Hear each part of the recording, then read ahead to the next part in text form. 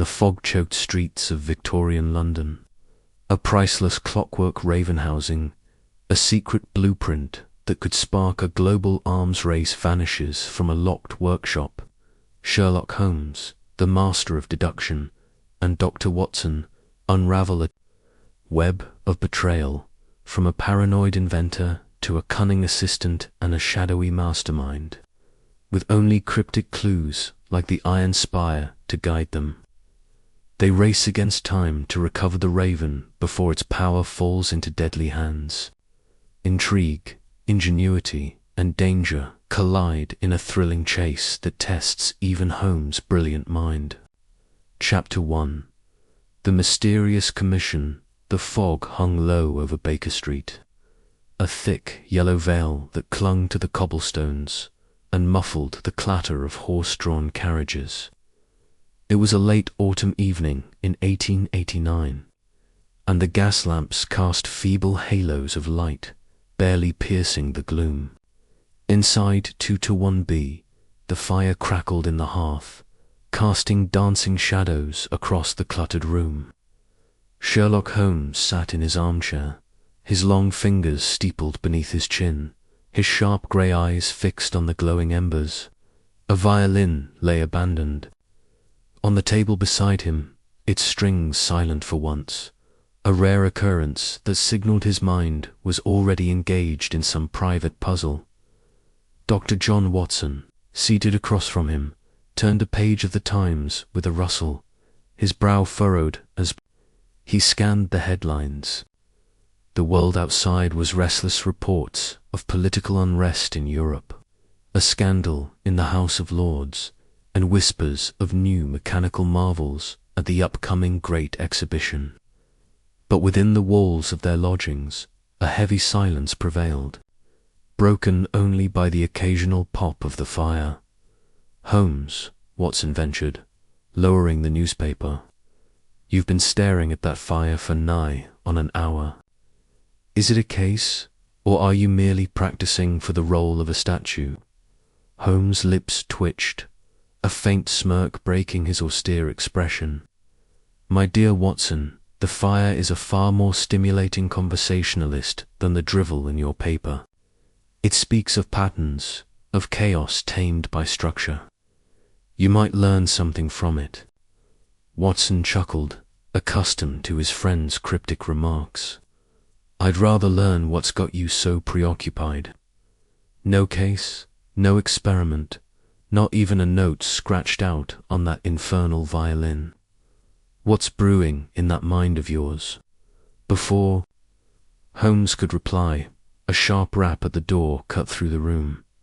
Mrs. Hudson's voice, muffled but firm, announced a visitor. "Mr. Holmes, Dr. Watson, there's a gentleman here to see you. A Lord Ashford, he says." Most insistent, Holmes' eyes gleamed with sudden interest. "Lord Ashford, you say? Show him up, Mrs. Hudson." Watson folded his newspaper, his curiosity piqued. "Ashford, the inventor. His name's been in the papers, something about a mechanical marvel for the exhibition."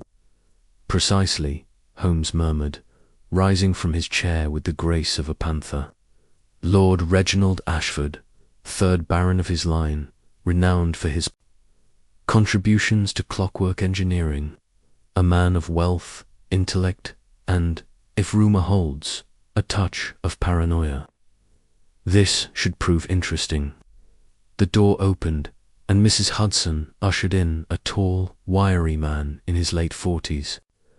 Lord Ashford's tailored coat and polished boots bespoke wealth, but his pallor and the nervous twitch of his hands betrayed unease. His greying hair was dishevelled, as though he'd run his fingers through it repeatedly, and his dark eyes darted about the room before settling on Holmes. "Mr. Sherlock Holmes." Ashford's voice was clipped with a faint tremor. "And Dr. Watson, I presume?" Holmes inclined his head. "At your service, Lord Ashford. Pray, take a seat. You appear to have travelled in some haste." Ashford sank into the offered chair, his fingers gripping the armrests. "I have, sir. I am in dire need of your assistance. A matter of utmost delicacy and urgency." Holmes resumed his seat, his expression one of polite curiosity, though Watson knew the keen mind behind those eyes was already dissecting every detail of their visitor. "Speak freely, my lord. What brings you to Baker Street on such a dismal evening?" Ashford hesitated, glancing at Watson as if unsure whether to trust him. Holmes waved a hand. "Dr. Watson is my confidant and partner in all matters. You may speak as if to me alone." With a nod, Ashford leaned forward, his voice dropping to a near whisper. "It concerns a theft, Mr. Holmes. A theft of something extraordinary, my clockwork raven." Watson raised an eyebrow. "A clockwork raven? You mean a mechanical toy?" Ashford's eyes flashed with indignation. "Not a toy, Doctor. A masterpiece of engineering. A marvel of precision and artistry. It moves as if alive, its gears so finely crafted they mimic the flutter of wings, the turn of a head. It was to be the centerpiece of my display at the Great Exhibitioner, testament to British ingenuity. And now it is gone." Holmes leaned back, his fingers steepled once more. "Fascinating. A mechanical bird, you say? Stolen from where, precisely?" "My workshop in Clerkenwell," Ashford replied. "A secure facility, locked and guarded. No one could have entered without my knowledge, yet the raven vanished 2 nights ago. I found the case empty, the locks untouched, no sign of forced entry." "A locked-room mystery," Holmes said, a spark of delight in his voice. "Most intriguing. Was the raven valuable in itself, or is there more to its significance?" Ashford's face tightened, and he hesitated again. "It is valuable, yes. The materials, elongold, steel, rare alloys, cost a fortune. But its true worth lies in its design. The raven is more than a showpiece. It contains a mechanism, a unique invention of my own devising. I cannot say more without risking its security." Holmes' eyes narrowed. "You must say more if you expect my assistance, Lord Ashford. What is this mechanism?" Ashford swallowed, his hands twisting together. "Very well. The raven houses a concealed compartment, within which lies a coded blueprint. This blueprint details a device, a source of energy, compact yet powerful, capable of revolutionizing machinery.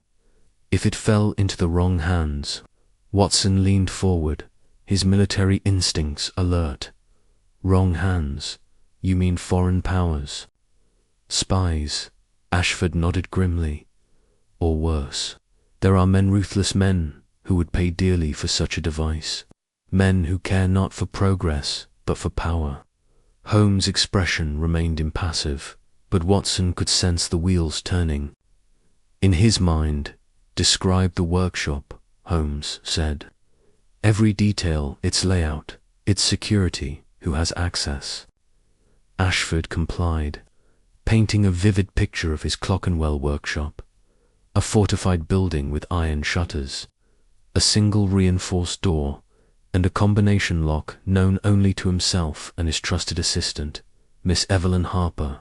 The raven had been stored in a glass case, itself locked, within a room monitored by a hired watchman. No one else had entered the workshop in weeks, and the watchman swore no one had passed him on the night of the theft. "And this Miss Harper," Holmes said, his tone casual but probing. "What of her, Evelyn?" "Beyond reproach," Ashford said quickly. "She's been with me for 3 years, brilliant in her own right. She helped design the raven's mechanisms. I trust her implicitly." Holmes' lips curved slightly. "Trust is a luxury, my lord, one I rarely afford. Tell me, Was the raven complete, or were there unfinished elements? Ashford frowned. It was complete, save for a final adjustment to its balance. A minor matter, but I intended to address it before the exhibition. And who knew of the raven's existence? Holmes pressed. Only a few. Evelyn, of course. My financial backers, though they know only of its aesthetic value, not the blueprint, and, well, I may have mentioned it to a colleague, Dr. Mortimer Crane, but he's no longer in my circle. Holmes' eyes flickered with interest. Crane, the engineer dismissed for unethical experiments. Ashford flushed. Yes, but that was years ago. He's a bitter man, but surely not a thief. We shall see, Holmes murmured. One final question. Lord Ashford, have you received any threats, any unusual correspondence, prior to the theft? Ashford hesitated, then reached into his coat and produced a folded piece of paper. This arrived yesterday, slipped under my door. I thought it a prank, but Holmes took the note, unfolding it with care. Watson leaned over to read it. In a jagged scrawl, it read, "The raven flies no more. Beware the iron spire." No signature, no further clue. Holmes studied the paper, holding it to the light, sniffing it briefly. Cheap ink, common paper, but the hand is deliberate, practiced, interesting. Lord Ashford, I shall take your case. Watson and I will visit your workshop tomorrow morning. Disturb nothing until we arrive. Ashford rose, relief evident in his posture. Thank you, Mr. Holmes. I cannot express how vital this is. The exhibition is in a fortnight, and without the raven— Say no more, Holmes interrupted. We shall see you at 9 sharp. Good evening. As Ashford departed, Watson turned to Holmes. A clockwork raven, a coded blueprint, and a cryptic note. This is no ordinary theft, Holmes. Indeed. Watson, Holmes said, his eyes gleaming. This is a game of intellect, of hidden motives and mechanical marvels. The raven may be a bird of gears, but it carries a secret that men would kill for. Tomorrow we begin. The next morning dawned grey and cold, the fog lingering like a stubborn guest. Holmes and Watson took a hansom cab to Clockenwell, the streets bustling with early workers and vendors. The workshop stood at the end of a narrow lane, its brick facade unassuming but fortified with iron bars over the windows. A burly watchman, introduced as Mr. Grimes, stood guard at the door, his face weathered and suspicious. Morning, sirs, Grimes said, tipping his cap. His lordship's inside, waiting. Holmes barely acknowledged him, his eyes scanning the doorframe, the cobblestones, the walls. Watson, note the absence of footprints in the mud. No one has approached this door in days, save for Grimes and Ashford.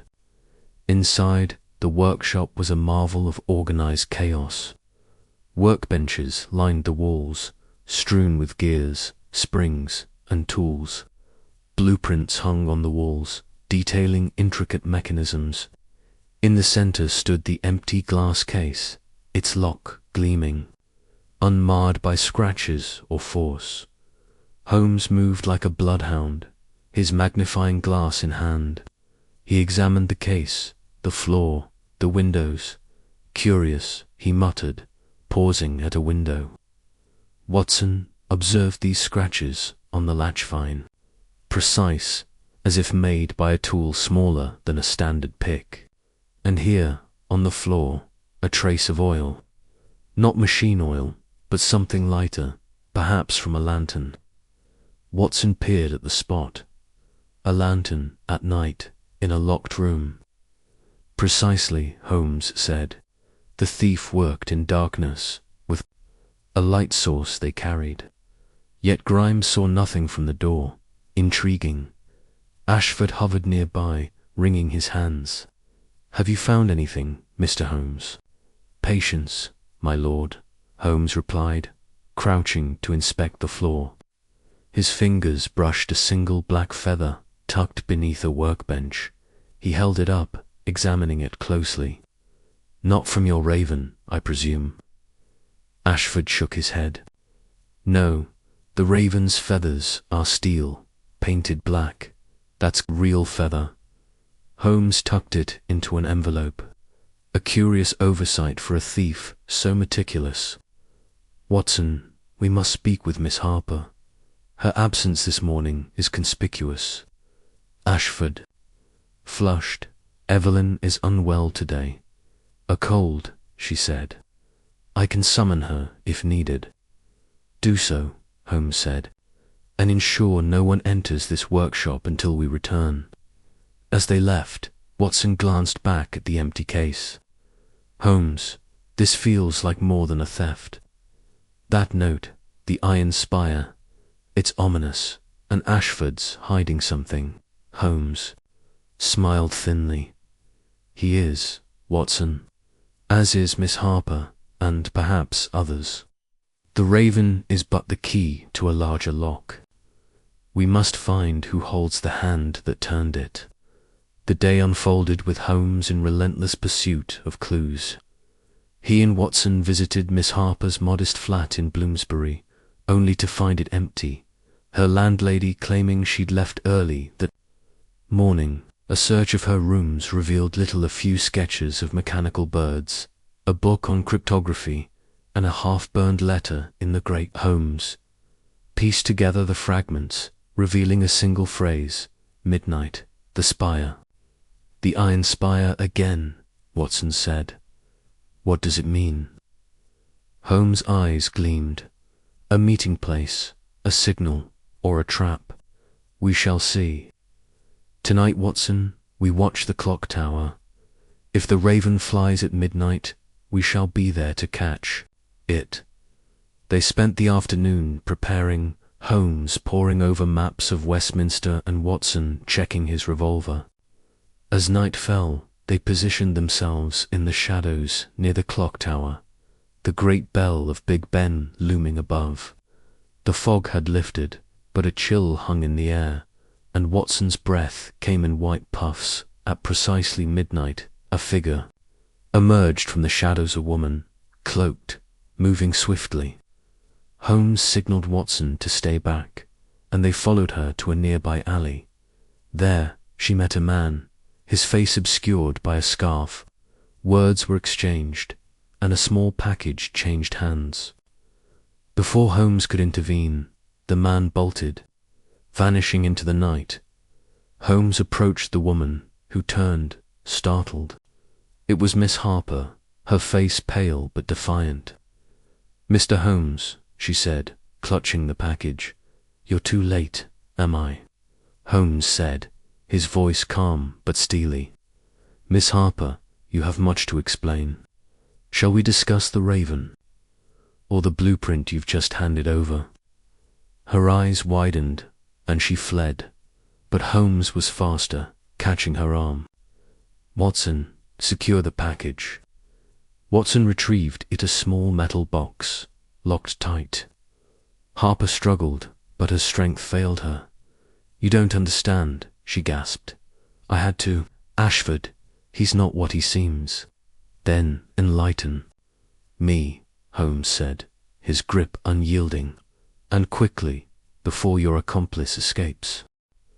The interrogation took them back to 2-1B, where Harper, pale and trembling, revealed fragments of the truth.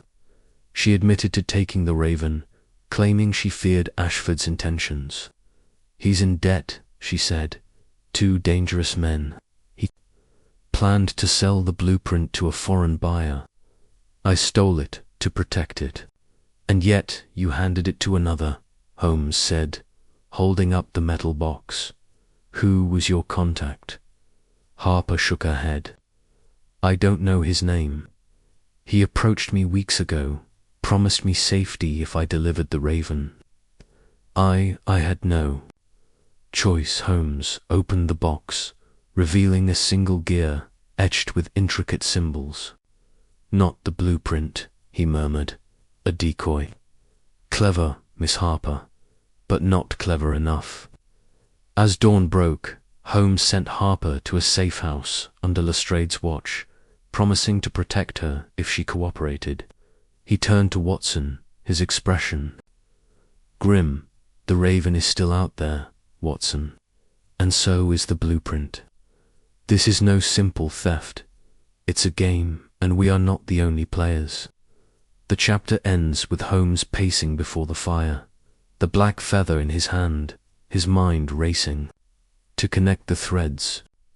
The clockwork raven, the iron spire, Ashford's debts, Harper's betrayal, and the shadowy figure in the alley all point to a conspiracy far greater than a stolen trinket. Watson, ever loyal, prepares for the next move, knowing that with Holmes, no mystery remains unsolved for long. Chapter 2. The Workshop Investigation. The morning air hung heavy with the scent of coal and iron as Sherlock Holmes and Dr. John Watson stepped from their hansom cab onto the cobbled street of London's industrial district. The district, a labyrinth of soot-stained brick buildings and chimneys belching plumes of smoke, thrummed with the clatter of machinery and the shouts of workmen. Lord Reginald Ashford's workshop, a squat, unassuming structure nestled between a foundry and a warehouse, stood at the end of a narrow alley. Its single iron door, reinforced with heavy bolts, gleamed dully under the weak sunlight filtering through the smog. Holmes, clad in his familiar deerstalker and Inverness cape, surveyed the scene with his piercing grey eyes. His lean frame moved, with purpose, each step deliberate, as if the cobblestones themselves might yield clues. Watson, ever the loyal companion, adjusted his bowler hat and gripped his cane tightly, his military bearing evident despite the civilian attire. The case of the Vanishing Clockwork Raven had piqued Holmes' curiosity, and Watson could sense the detective's mind already racing, piecing together fragments of the puzzle. An intriguing problem. "Watson," Holmes remarked, his voice low and precise. "A mechanical marvel stolen from a locked workshop with no apparent breach. Either Lord Ashford is mistaken about the security of his domain, or we are dealing with a thief of exceptional cunning." Watson nodded, glancing at the imposing door. "Ashford seemed rattled, didn't he? A man of his wealth and intellect, yet he fidgeted like a schoolboy caught in a lie." "Precisely," Holmes replied, a faint smile tugging at his lips. "Nervousness in a client often betrays more than their words. Let us see what the workshop reveals." They approached the door where Ashford awaited, his frock coat slightly askew and his face pale beneath a neatly trimmed beard. The inventor's hands trembled as he fumbled with a heavy keyring, unlocking the door with a loud clank. "I assure you, Mr. Holmes," Ashford said, his voice tight, "no one could have entered without my knowledge. The locks are of my own design impenetrable." Holmes raised an eyebrow but said nothing, his attention already shifting to the interior. The workshop was a cavernous space, lit by gas lamps that cast flickering shadows across workbenches cluttered with tools, gears, and half-assembled contraptions. The air smelled of oil and metal, and the faint tick-tock of unseen mechanisms filled the silence. At the center stood a pedestal, empty save for a velvet cloth, where the clockwork raven had once been displayed. Holmes moved with the precision of a predator, his eyes darting from floor to ceiling, taking in every detail. Watson followed, noting the orderly chaos of the workshop, shelves lined with brass cogs, springs, and glass vials of lubricants, blueprints pinned to a corkboard, and a faint layer of dust on the floor, disturbed only in certain areas. The windows, high and narrow, were barred with iron, their latches gleaming as if recently polished. "Lord Ashford," Holmes said, crouching near the pedestal, "describe the raven's appearance and function in precise detail." Ashford cleared, his throat, his fingers twitching. It was a mechanical bird, about the size of a real raven, crafted from polished brass and steel. Its feathers were articulated, each one etched to mimic the sheen of a living bird. It could flap its wings, turn its head, and even emit a soft caw powered by a spring-wound mechanism. The craftsmanship was unparalleled, and the secret it contained. Holmes pressed, his tone sharp. Ashford hesitated, his eyes flickering to Watson before returning to Holmes. A minor feature, a hidden compartment. Nothing of significance. Holmes' lips twitched, but he did not challenge the evasion. Instead, he turned his attention to the pedestal, running his fingers along its edge. "No dust here," he murmured. "The raven was removed recently, within the last 48 hours. He straightened and moved to the nearest window, his magnifying glass in hand. The latch, a complex mechanism of levers and tumblers, appeared untouched, but Holmes lingered, his glass hovering over the metal. "Watson, observe these scratches," he said, beckoning his friend closer. Watson peered through the glass, noting faint hairline marks along the latch's edge, barely visible to the naked eye. "Deliberate, yet delicate," Holmes continued. "The work of a fine tool, perhaps a watchmaker's pick. Someone with skill and patience tampered with this. But the bars are intact," Watson said, frowning. "And the window is too narrow for a man to pass through." "Indeed," Holmes replied, his eyes gleaming. "Yet the scratches suggest access was attempted door achieved through this point. Curious." He moved to the floor, where a small, irregular stain caught his eye. Kneeling, he scraped a sample with a penknife and sniffed it. "Machine oil," he said, "but not the type Ashford uses for his gears. This has a distinct, acrid note, likely from a cheaper blend used in industrial presses. Our thief was not as meticulous as they believed." Watson glanced at Ashford, who stood near the workbench, wringing his hands. "Could it have been one of your workers, Lord Ashford?" Watson asked, "Someone familiar with the workshop?" "Impossible," Ashford snapped, then softened his tone. "My staff are loyal, hand-picked.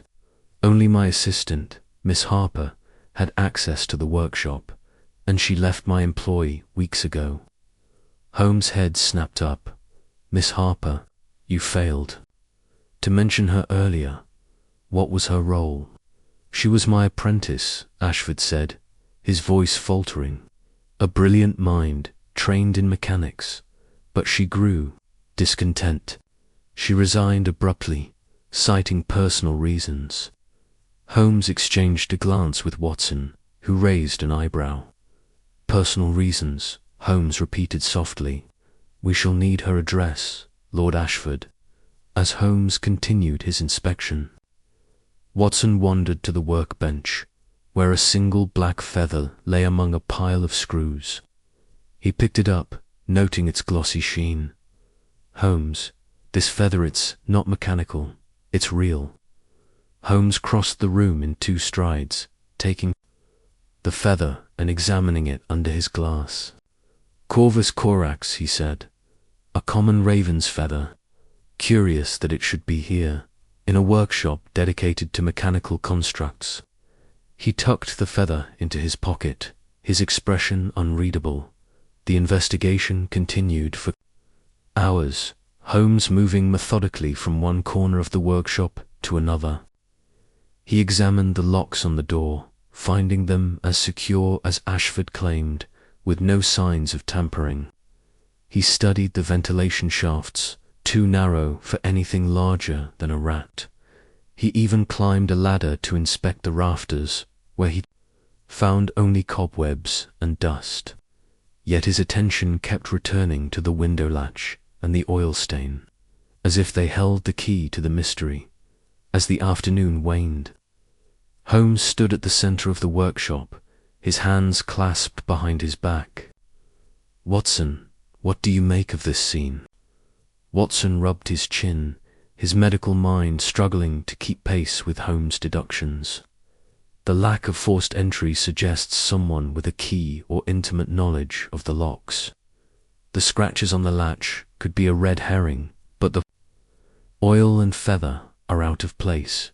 Perhaps the thief used the window to pass the raven out to an accomplice. A plausible theory, Holmes said, nodding, but incomplete.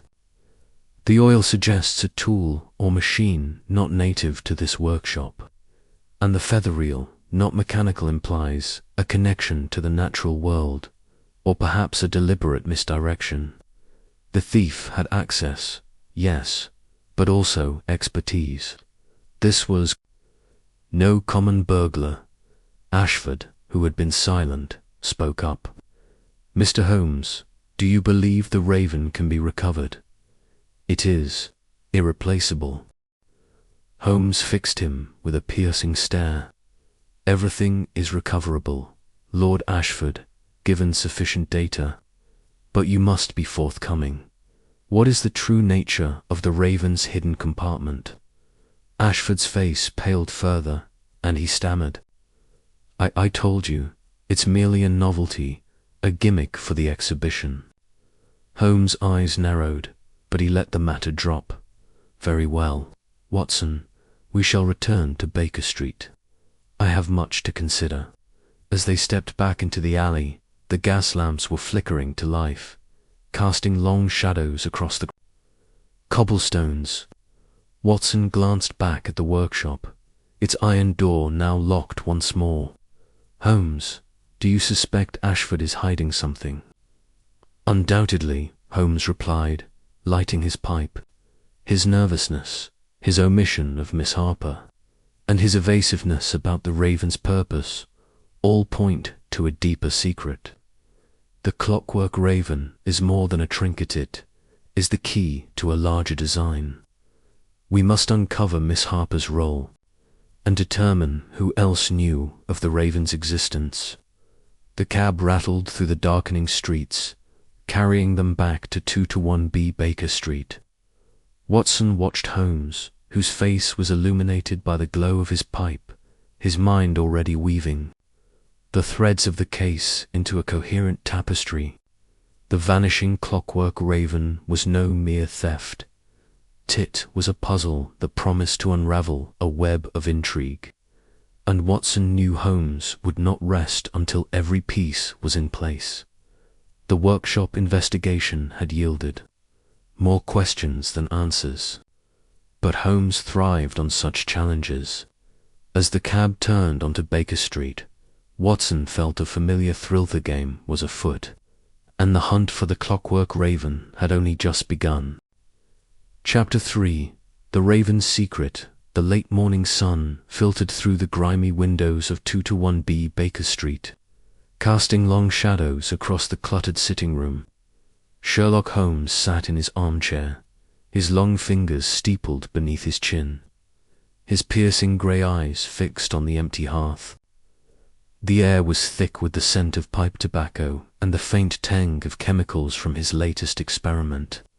Abandoned on the side table, Dr. John Watson, seated at the writing desk, scribbled notes from their morning's discussion, his pen scratching rhythmically against the paper. The visit from Lord Reginald Ashford had left them both intrigued, though Holmes' mind was already racing far ahead of the facts presented. The case of the vanishing clockwork raven was no ordinary theft. Ashford, a man of considerable wealth and intellect, had described the mechanical bird with a reverence that bordered on obsession.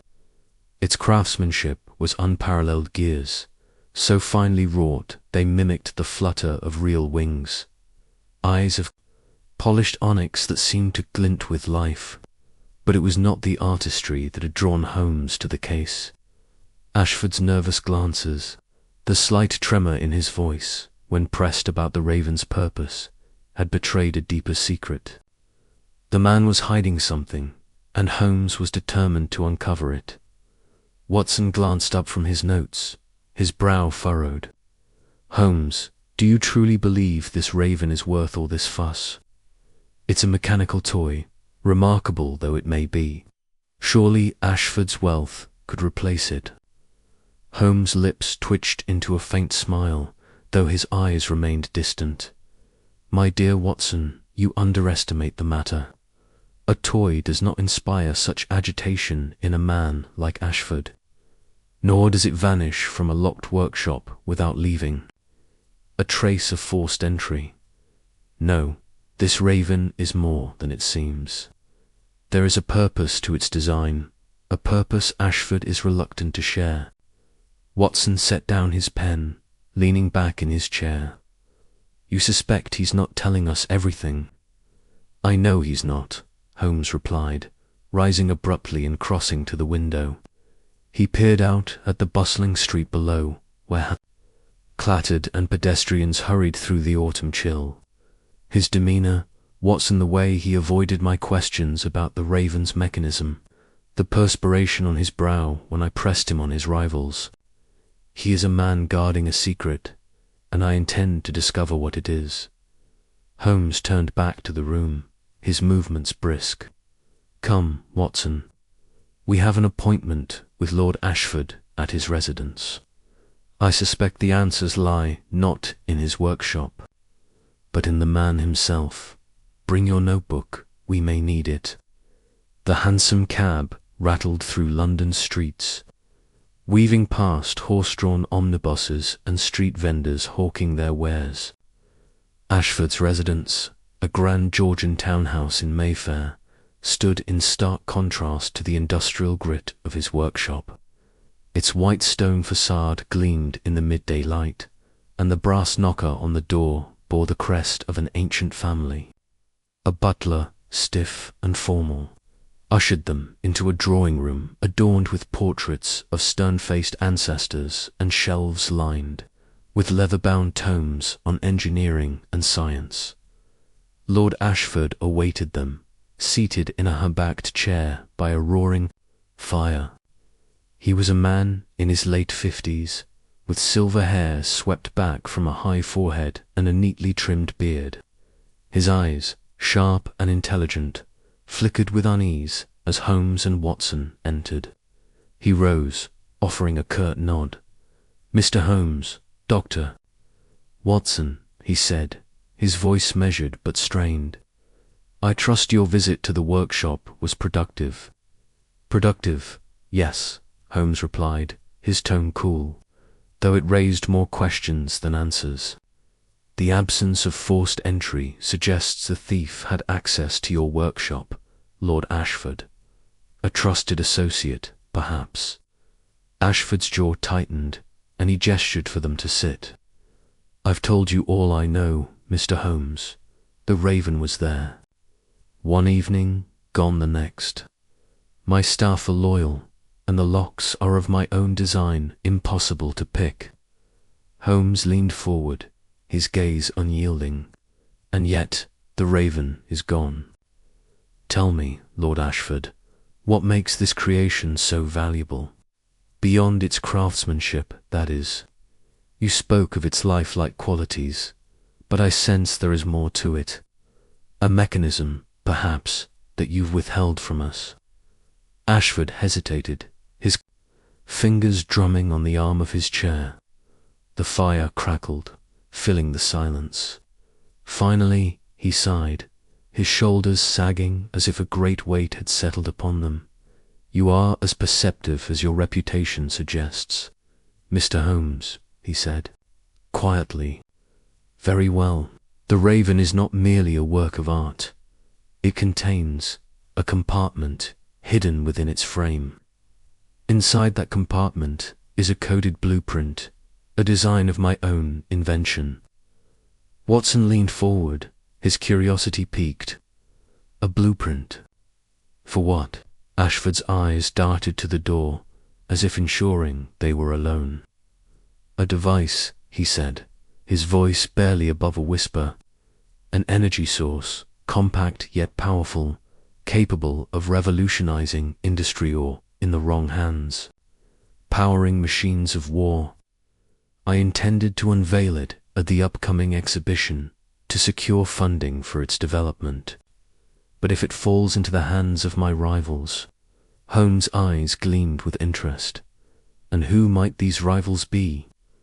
Ashford hesitated again, then reached for a decanter of brandy on the side table. He poured himself a glass, his hands trembling slightly. There are many who would kill to possess such a device. Industrialists, foreign agents even, certain criminal elements. But the most likely suspect is Dr. Mortimer Crane, a former colleague.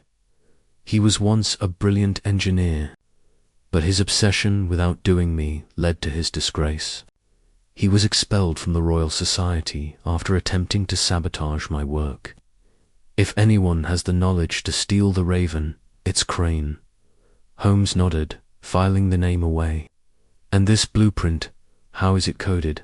Ashford's expression grew guarded. It is written in a cipher of my own design, one that only I can decipher. Even if the Raven is stolen, the blueprint is useless without the key. Holmes' smile was thin. A comforting thought, no doubt. But ciphers can be broken, and men like Crane are not easily deterred. Tell me, have you received any threats, any indication that someone was watching your work? Ashford shook his head, though his eyes betrayed a flicker of fear.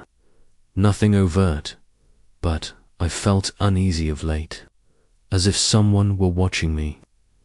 And there was an incident last week, a man loitering near the workshop, cloaked and hooded. I thought nothing of it at the time, but now. Holmes stood, his movements fluid and purposeful. Thank you, Lord Ashford. You've been most illuminating. We shall return to the workshop to pursue a few leads. In the meantime, I suggest you tighten your security. If this device is as powerful as you claim, the thief will not stop at the Raven. The workshop, situated in a soot-stained corner of London's industrial district, was a stark contrast to Ashford's elegant townhouse. Its brick walls were blackened by years of coal smoke, and the air hummed with the distant clatter of machinery. Inside, the space was a labyrinth of workbenches, tools, and half-finished inventions. Gears and springs littered the surfaces, and the faint ticking of a dozen clocks filled the air, creating a symphony of mechanical life. Holmes moved through the workshop with the precision of a predator, his eyes scanning every surface. Watson followed, his medical bag slung over his shoulder, though he felt out of place amid the chaos of invention. Holmes paused at the workbench where the Raven had been kept, his fingers tracing the faint scratches on the window latch they had noted on their first visit. These marks, Holmes murmured, producing a magnifying glass from his pocket. They were made by a fine tool, not a crude lockpick. The thief was skilled, Watson. And see here, he pointed to the oil stain on the floor, a dark smear barely visible against the worn wood. This is not the machine oil Ashford uses. It's thinner, likely from a specialized lubricant used in precision instruments. Our thief is no common burglar. Watson frowned, peering at the stain. But how did they get in? The door was locked, and the window is too high to reach without a ladder. Holmes' eyes gleamed. That, my dear Watson, is the question. The answer lies in the feather we found. He held up the black feather, its edges glinting in the lamplight. This is not from the Clockwork Raven, as Ashford confirmed. It's real, from a living bird. A curious detail, don't you think? Why would a thief leave such a clue? Perhaps it was an accident, Watson suggested. A feather caught in their clothing. Holmes shook his head. No, Watson, this was deliberate. A signature, perhaps, or a misdirection. I suspect our thief wanted us to find it. But why? He moved to a nearby shelf, where a stack of papers caught his eye. Rifling through them, he pulled out a ledger listing Ashford's suppliers and collaborators. One name stood out. Miss Evelyn Harper, a former assistant dismissed 6 months prior. A note in Ashford's hand described her as brilliant but untrustworthy. Harper, Holmes said, his voice low. She would have had access to the workshop, knowledge of its locks, and familiarity with the Raven's design. And if she harbors a grudge against Ashford, she may have motive. Watson raised an eyebrow. You think she's working with Crane? Possibly, Holmes replied, slipping the ledger into his coat. Or she may Jimmy herself. We must find her and determine her role in this affair. Come, Watson, we have work to do. The rest of the day was a whirlwind of investigation. Holmes and Watson visited the Royal Society's archives, where they confirmed Dr. Mortimer Crane's expulsion. The records painted a picture of a man consumed by jealousy, his once promising career derailed by his rivalry with Ashford. His last known address was a boarding house in Whitechapel, a lead Holmes intended to pursue. As evening fell, Holmes sat at his desk in 2-1B, the feather and gear from the workshop laid out before him. His mind churned through the facts: the Raven's hidden compartment, the coded blueprint, Crane's bitterness, Harper's dismissal, the mysterious cloaked figure. The pieces were beginning to form a pattern, though the full picture remained elusive. He lit his pipe, the smoke curling upward as he murmured to himself, the Raven's secret is the key. But who holds it? Watson, watching from his armchair, sensed the weight of the case settling over them. What's our next move, Holmes? Holmes' eyes gleamed with determination. We find Dr. Crane, Watson, and we uncover what he knows. About the Raven and who he's working for. The game was afoot, and the Clockwork Raven's secret was only the beginning. Chapter 4. The shady engineer of the fog clung to the streets of Whitechapel like a shroud, its damp tendrils curling around the gaslights, casting halos of sickly yellow light. Sherlock Holmes and Dr. John Watson moved silently through the maze of narrow alleys, their footsteps muffled by the slick cobblestones, disguised as dock workers, Holmes in a patched jacket and flat cap, Watson in a coarse woolen coat with a scarf pulled high. They blended into the shadows of London's underbelly. The air was thick with the stench of coal smoke and stale beer, and the distant clamour of a street brawl echoed faintly.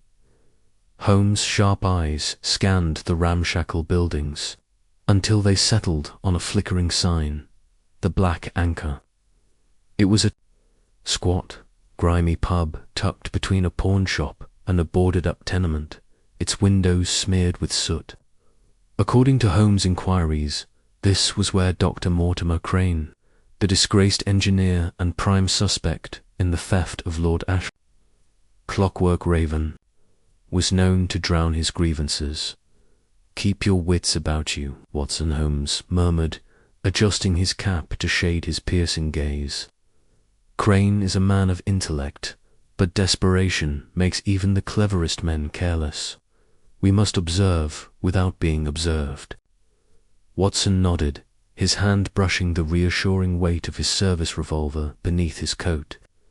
Do you think he's our thief, Holmes? Or is he just a pawn in a larger game? Holmes' lips twitched into a faint smile. That, my dear Watson, is what we are here to discover.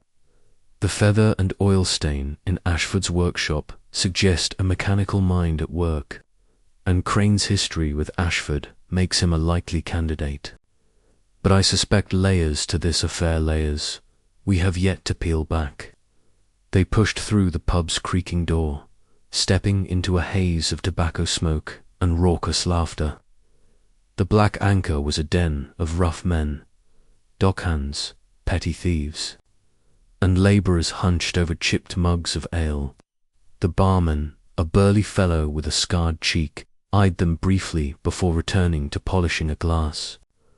Holmes led Watson to a corner table, its surface sticky with spilled drink, and they ordered 2 pints to maintain their cover. Holmes' gaze swept the room, cataloguing every detail: the uneven floorboards, the flickering oil lamps, the cluster of men playing cards near the back. Then his eyes locked onto a figure at a table near the bar. Dr. Mortimer Crane was unmistakable, despite his dishevelled appearance. His once fine coat was threadbare, his greying hair unkempt, and his fingers, stained with ink and oil, clutched a glass of whiskey. He was speaking animatedly to a companioner, wiry man with a pockmarked face, his voice carrying just enough for Holmes to catch fragments. "A marvel, I tell you," Crane was saying, his tone a mix of pride and bitterness. "The world will see what I'm capable of. Ashford thought he could cast me aside, but I'll show him." Holmes leaned closer to Watson, his voice barely a whisper. "Note his posture, Watson. The man is boasting, but his eyes dart to the shadows. He's afraid of something or someone." Watson followed Holmes' gaze and noticed a cloaked figure seated alone in the far corner, partially obscured by a sagging curtain. The figure's face was hidden, but their stillness was unnatural, as if they were listening intently. A gloved hand rested on the table, holding a glass of untouched wine. "Could that be our thief?" Watson murmured. "Possibly," Holmes replied, his eyes narrowing. "Or an accomplice. Crane's words suggest he has the Raven, or at least knowledge of it.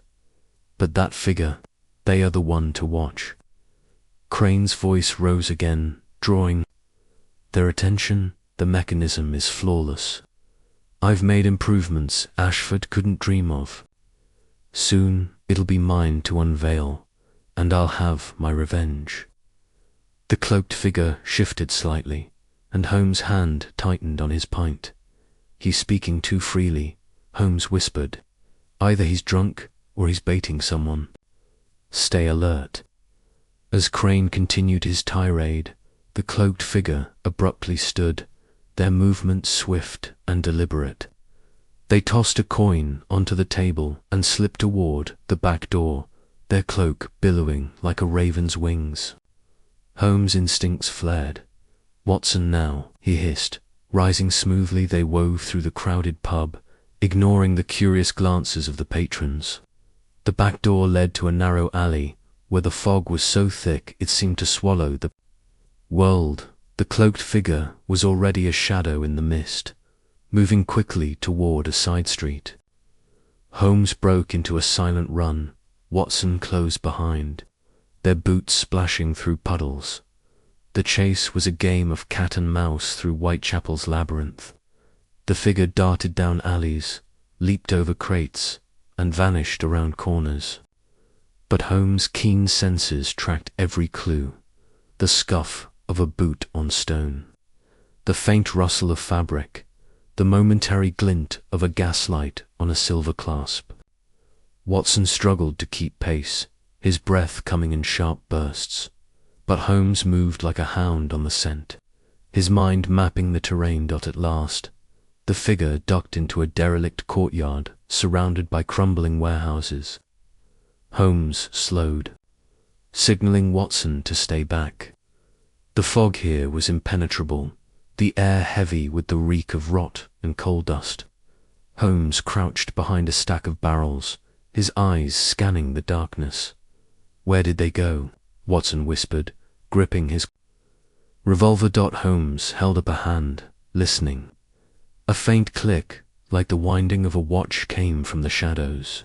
Then silence. Holmes crept forward, his fingers brushing the ground until he found something, a single black feather, identical to the one from Ashford's workshop. "They've gone to ground," Holmes said softly. "But this feather confirms our quarry is linked to the raven. The cloaked figure is no mere bystander." Watson frowned. Crane didn't seem to notice them. "Do you think they're working together?" Holmes pocketed the feather, his mind racing. Crane is a braggart, but not a fool. He spoke loudly to draw attention, perhaps to lure someone out. The cloaked figure was watching him, but their flight suggests they fear exposure. "We have two players in this game, Watson, and neither trusts the other." They returned to the Black Anchor, but Crane was gone, his companion claiming he'd left for business. Holmes searched the table where Crane had sat and found a scrap of paper tucked beneath a glass. It bore a single word in smudged ink. "Midnight, midnight," Holmes mused, his eyes gleaming. A time, a signal, or a deadline.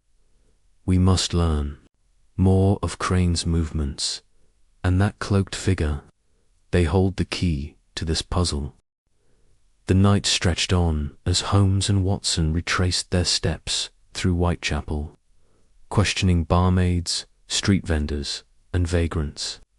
A flower girl, her face smudged with dirt, recalled seeing a cloaked figure near the docks, heading toward a warehouse owned by a man known only as the broker.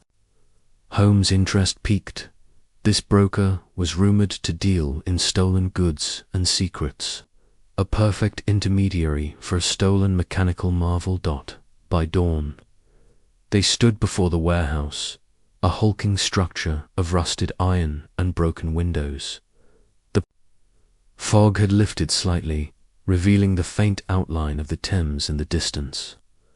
Holmes examined the door, noting fresh scratches around the lock. "Recently used," he said, "but not forced. Someone with a key or skill with a lockpick." Inside, the warehouse was a cavern of shadows, filled with crates and machinery draped in cobwebs. Holmes moved with purpose, his lantern casting eerie beams across the space. At the far end, they found a workbench scattered with tools, gears, and a half-finished mechanical bird knot, the Raven, but a crude imitation. "Crane's work," Holmes said, inspecting a gear. "He's trying to replicate the Raven, but this is shoddy. He lacks the original's finesse, or its blueprint." Watson picked up a notebook, its pages filled with frantic sketches and calculations. "Look at this, Holmes. It's Crane's handwriting. He's obsessed with Ashford's design, but there's something about a consortium and a foreign buyer." Holmes flipped through the notebook, his expression darkening. "Crane is in deeper than I thought. This consortium may be funding his work, but they'll discard him once they have what they want. And the cloaked figure, they're either his ally or his betrayer." As they left the warehouse, the first rays of sunlight pierced the fog, illuminating the city's grimy underbelly. Holmes' mind was already turning to the next step, the cryptic word midnight and the cloaked figure's connection to the Raven. The case was growing more complex, and Holmes knew they were racing against time to unravel its secrets before the clockwork Raven's power fell into the wrong hands. The streets of Whitechapel buzzed with early morning activity as Holmes and Watson made their way back to Baker Street. Holmes was silent, his thoughts a whirlwind of deductions. Watson, ever the loyal companion, sensed the weight of the mystery pressing on his friend, Holmes. Watson ventured, "Do you think Crane stole the Raven himself, or is he merely a cog in a larger machine?" Holmes' eyes glinted with that familiar spark of genius. "Crane is a man of talent, but no vision. He's being used, Watson, by someone far more cunning. The cloaked figure, the consortium, The word midnight, they are threads in a tapestry, woven by a master hand. We must find the weaver before the raven flies beyond our reach. Back at 2 to 1B, Holmes spread out his findings on the sitting-room table. The black feather, the scrap of paper, and Crane's notebook. He lit his pipe, the smoke curling around him like the fog of Whitechapel, and began to piece together the puzzle. The case of the Vanishing Clockwork raven was no mere theft, it was a game of shadows, and Sherlock Holmes was determined to win. Chapter 5. The coded message. The late afternoon sun cast long shadows across the clotted sitting room of 2 to 1B Baker Street, its golden rays filtering through the heavy drapes and illuminating motes of dust that danced in the air. Sherlock Holmes sat cross-legged in his armchair, his violin resting idly on his knee, the bow dangling from his fingers as if forgotten mid-thought. His sharp grey eyes were fixed on a crumpled piece of paper held delicately between his long fingers, its edges worn and smudged with the grime of Whitechapel streets.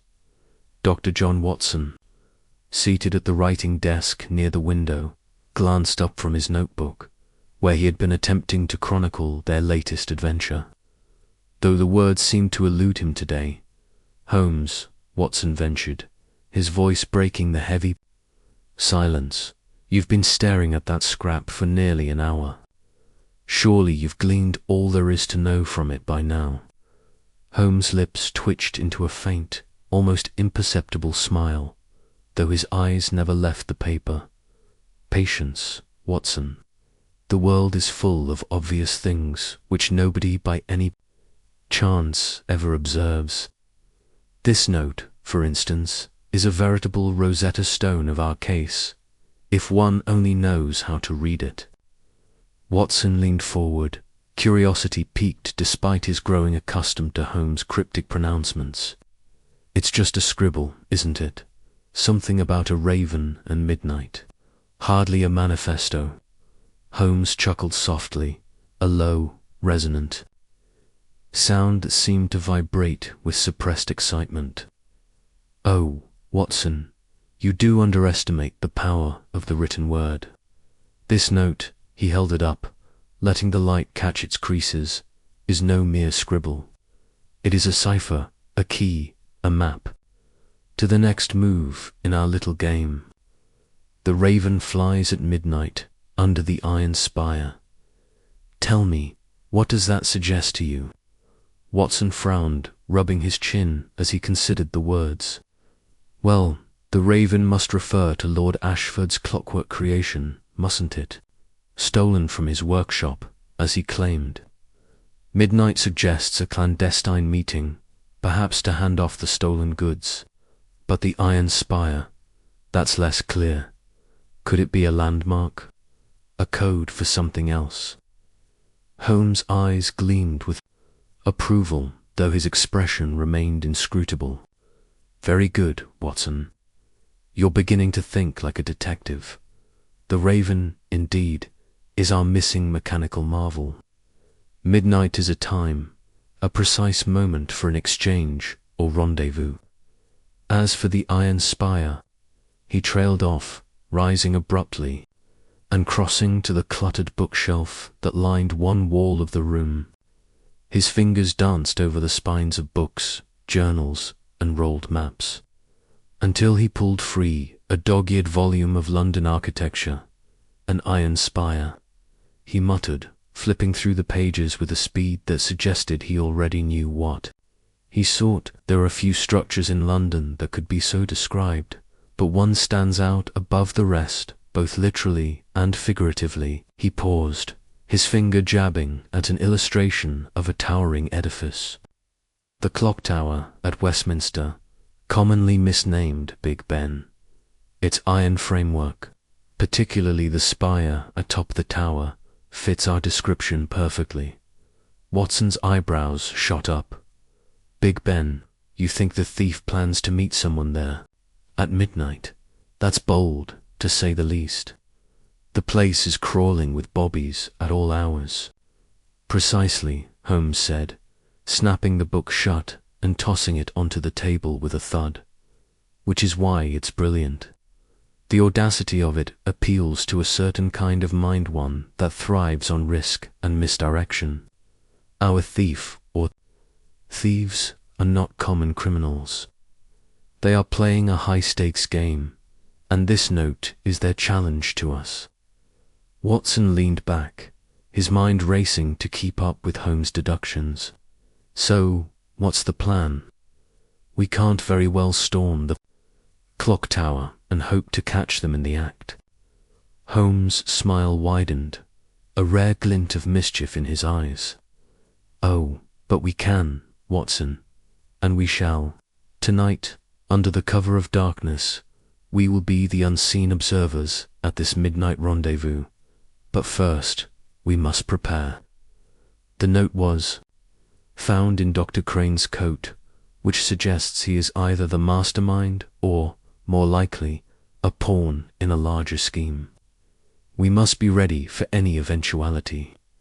The hours that followed were a flurry of activity. Holmes, with his usual methodical precision, laid out their plan. He dispatched a telegram to Inspector Lestrade at Scotland Yard, requesting discreet surveillance around the clock tower, though he insisted the police keep their distance to avoid spooking their quarry. Watson, meanwhile, was tasked with gathering.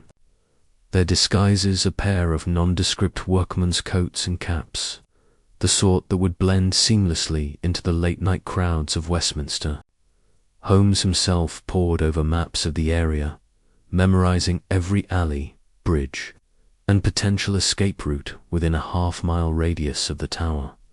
As the clock on the mantelpiece ticked toward evening, Holmes donned his disguise, transforming from the elegant consulting detective into a rough-hewn laborer with a slouch and a smudge of soot on his cheek. Watson, though less adept at such transformations, managed to look convincingly ordinary. His military bearing softened by the oversized coat and a flat cap pulled low over his eyes. "Remember, Watson," Holmes said, as they stepped into the chilly London night, the fog curling around their ankles like a living thing, "we are not here to apprehend, but to observe. Our goal is to identify the players in this game and, if possible, to secure evidence of their intent. The Raven itself may not be present, but the note suggests something of value will change hands tonight." The journey to Westminster was a silent one. The clatter of their hansom cab muffled by the dense fog that had settled over the city. The streets were alive with the usual cacophony of London street vendors hawking their wares, hansoms and omnibuses rumbling past, and the occasional shout of a newsboy proclaiming the evening's headlines. Yet, as they approached the Palace of Westminster, the sounds grew muted, as if the fog itself absorbed the city's vitality, leaving only the steady tolling of distant church bells to mark the passage of time. They alighted a block from the clock tower, their breath visible in the cold air. Holmes led the way, his steps sure and silent, guiding Watson through a narrow alley that opened onto a small courtyard with a clear view of the tower's looming silhouette. The iron spire, faintly visible through the mist, seemed to pierce the sky like a needle, its clock face glowing softly against the darkness. Holmes crouched behind a low wall, motioning for Watson to do the same. "There," he whispered, pointing to a shadowed corner near the base of the tower, where a gas lamp cast a feeble pool of light. "That's where they'll meet." The note said under the iron spire, "And this is the most logical spot, sheltered yet accessible." Watson squinted into the gloom, his hand resting on the reassuring weight of his service revolver in his coat pocket. "How long do we wait?" he asked, his voice barely audible. "Until midnight," Holmes replied, his eyes never leaving the shadowed corner. "Or until our quarry reveals themselves." The minutes crawled by, each one marked by the distant chime of the clock above. The fog thickened, wrapping the world in a cocoon of silence, broken only by the occasional creak of a passing carriage or the muffled footsteps of a late-night pedestrian. Watson shifted uncomfortably, his knees aching from the cold stone beneath them, but Holmes remained motionless, his focus absolute. As the clock struck 11, a faint sound reached Watson's ears, soft, deliberate footfall. Not the hurried stride of a passer-by, but the cautious tread of someone who did not wish to be seen. Holmes' hand tightened on Watson's arm, a silent signal to remain still. From the shadows emerged a figure, cloaked and hooded, moving with a grace that suggested youth and agility. The figure paused beneath the gas lamp, glancing around as if expecting company. "Is that Crane?" Watson whispered, straining to make out the figure's features. Holmes shook his head, his eyes narrowing. "No. Too slight, too careful. Crane is a braggart, not a sneak. This is someone else, someone with a purpose." Before Watson could respond, another figure appeared. This one unmistakably Dr. Mortimer Crane, his heavy frame and distinctive limp, noted during their encounter at the Whitechapel pub, were unmistakable even in the dim light. Crane carried a small package wrapped in brown paper, clutching it tightly to his chest as he approached the cloaked figure. "Evelyn Crane," hissed, his voice carrying just far enough for Holmes and Watson to hear. "You're late." Watson's breath caught. Evelyn. Could this be Miss Evelyn Harper, Lord Ashford's former assistant? Holmes had mentioned her name in passing, noting her dismissal from Ashford's employ under mysterious circumstances. If she was involved, the case had just taken a significant turn. The cloaked figure of Evelyn presumably stepped closer to Crane, her voice low but sharp. "I'm here, aren't I? Did you bring it?" Crane hesitated, glancing nervously over his shoulder. "I don't like this, Evelyn. This wasn't part of the deal." "Moriarty, keep his name out of it," she snapped, cutting him off. "Just give me the package, and we're done." Watson glanced at Holmes, expecting him to spring into action, but Holmes remained still, his expression unreadable. The detective's eyes were locked on the exchange, absorbing every detail, the way Crane's hands trembled as he handed over the package, the way Evelyn's posture stiffened as she tucked it beneath her cloak, the faint glint of metal that fell from her pocket as she turned to leave. The gear hit the cobblestones with a soft clink, barely audible, but Holmes' head snapped toward the sound. Evelyn froze, her head whipping round as if she sensed danger, but Crane, oblivious, was already retreating into the fog, muttering curses under his breath. In a flash, Evelyn darted toward the river, her cloak billowing behind her like the wings of the very raven they sought. "Now, Watson," Holmes hissed, springing to his feet with the agility of a cat. Watson scrambled after him, his heart pounding as they gave chase. The fog seemed to conspire against them, swallowing Evelyn's form as she wove through the narrow streets along the Thames. Holmes, undeterred, followed the faint sound of her footsteps, his long legs eating up the distance. They pursued her across Westminster Bridge, the gas lamps casting eerie halos in the mist. Watson's lungs burned, his military training, barely keeping pace with Holmes' relentless speed.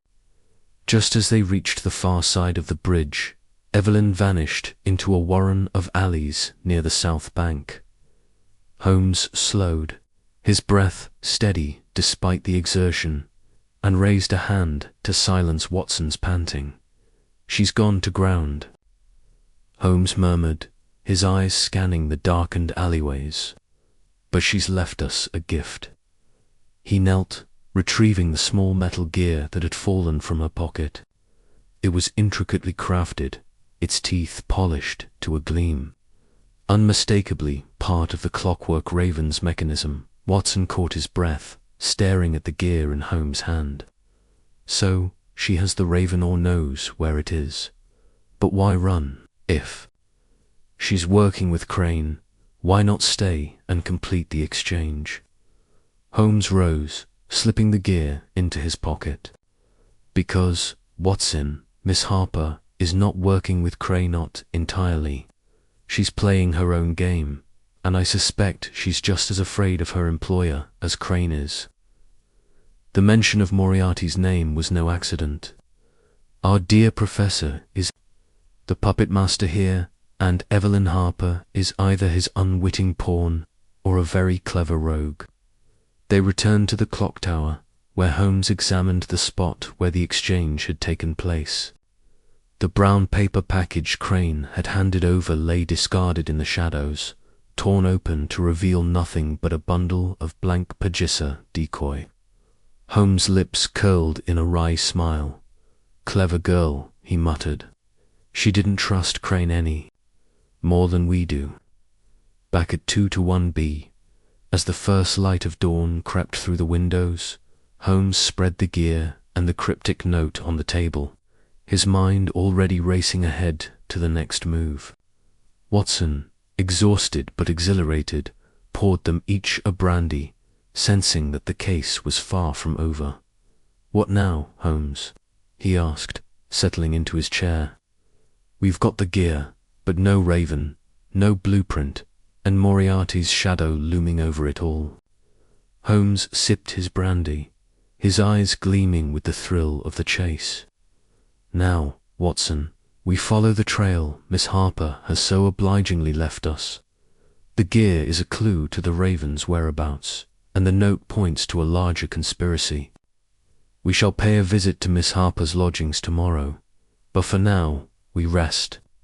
The game is afoot, and I have no intention of letting it slip through our fingers." As Watson drifted off in his chair, the ticking of the mantelpiece clock seemed to echo the rhythm of the clockwork raven itself, a reminder that time was running out to unravel the mystery of its vanishing. Holmes, ever wakeful, stared into the fire, his mind a whirl of deductions, plotting the next move in their deadly game with an unseen foe. As they reached the bridge, Harper darted toward a cluster of barrels near a docked barge. Holmes anticipated her move, cutting through a side alley to intercept her. He emerged just as she reached the barrels, her hands fumbling with the raven. "Miss Harper," he called, his voice cutting through the fog. "There's nowhere left to run." She froze, clutching the raven to her chest. Her eyes darted to the river, then back to Holmes. "You don't understand, Mr. Holmes," she said, her voice trembling but firm. "This isn't about theft, it's about survival." "Explain yourself," Holmes demanded, stepping closer. Watson flanked him, his revolver trained on her, though his hand wavered. The fog swirled around them, the distant lights of London barely visible. Harper's lips tightened. "Ashford isn't what he seems. That Ravenet's blueprint could destroy more than you know. I took it to keep it from the wrong hands. And yet you handed it to Moriarty's man," Holmes said, his tone sharp. "A poor choice for a savior." Her eyes flashed. "I had no choice. They'd kill me if I didn't cooperate." Before Holmes could press further, a low whistle cut through the fog. Harper's head snapped toward the sound, and in that moment of distraction, Holmes lunged. He seized the raven from her grasp, but she twisted free, shoving a barrel toward him. It toppled, spilling oil across the cobblestones, and Harper vanished into the fog. Watson fired a warning shot into the air, but the sound was swallowed by the mist. "She's gone, Holmes," he shouted, coughing as the oil's acrid smell filled his lungs. Holmes clutched the raven, its brass feathers cold against his hands. He examined it quickly, Noting the missing blueprint compartment, Harper had likely removed it before the exchange. The gear she'd dropped earlier lay in his pocket, a small victory in a night of setbacks. He turned to Watson, his face grim but determined. "She's not our only quarry," Holmes said. "Moriarty's shadow looms over this, Watson. The Raven is but a piece of his game." They retreated from the bridge, the fog closing in behind them. The clockwork Raven ticked softly in Holmes' hands, its mechanism a faint heartbeat in the night. The chase had yielded answers, but raised more questions. Harper's motives, Moriarty's plan, the blueprints, whereabouts all were threads in a tapestry Holmes was determined to unravel. Back at 221B Baker Street, Holmes placed the Raven on the mantelpiece, its dark eyes seeming to watch him as he lit his pipe. Watson slumped into an armchair, his face flushed from the chase. "What now, Holmes?" he asked. "Harper's in the wind, and Moriarty's one step ahead." Holmes exhaled a plume of smoke, his eyes glinting in the firelight. "We have the Raven, Watson, and a clue to Harper's intentions. She spoke of survival, of Ashford's deceit. There's more to our client than he's revealed. Tomorrow we confront Miss Harper's claims and follow the trail to Moriarty." He turned to the Raven, its gears gleaming faintly. "This bird may yet sing," he murmured, "and when it does, we'll hear Moriarty's tune."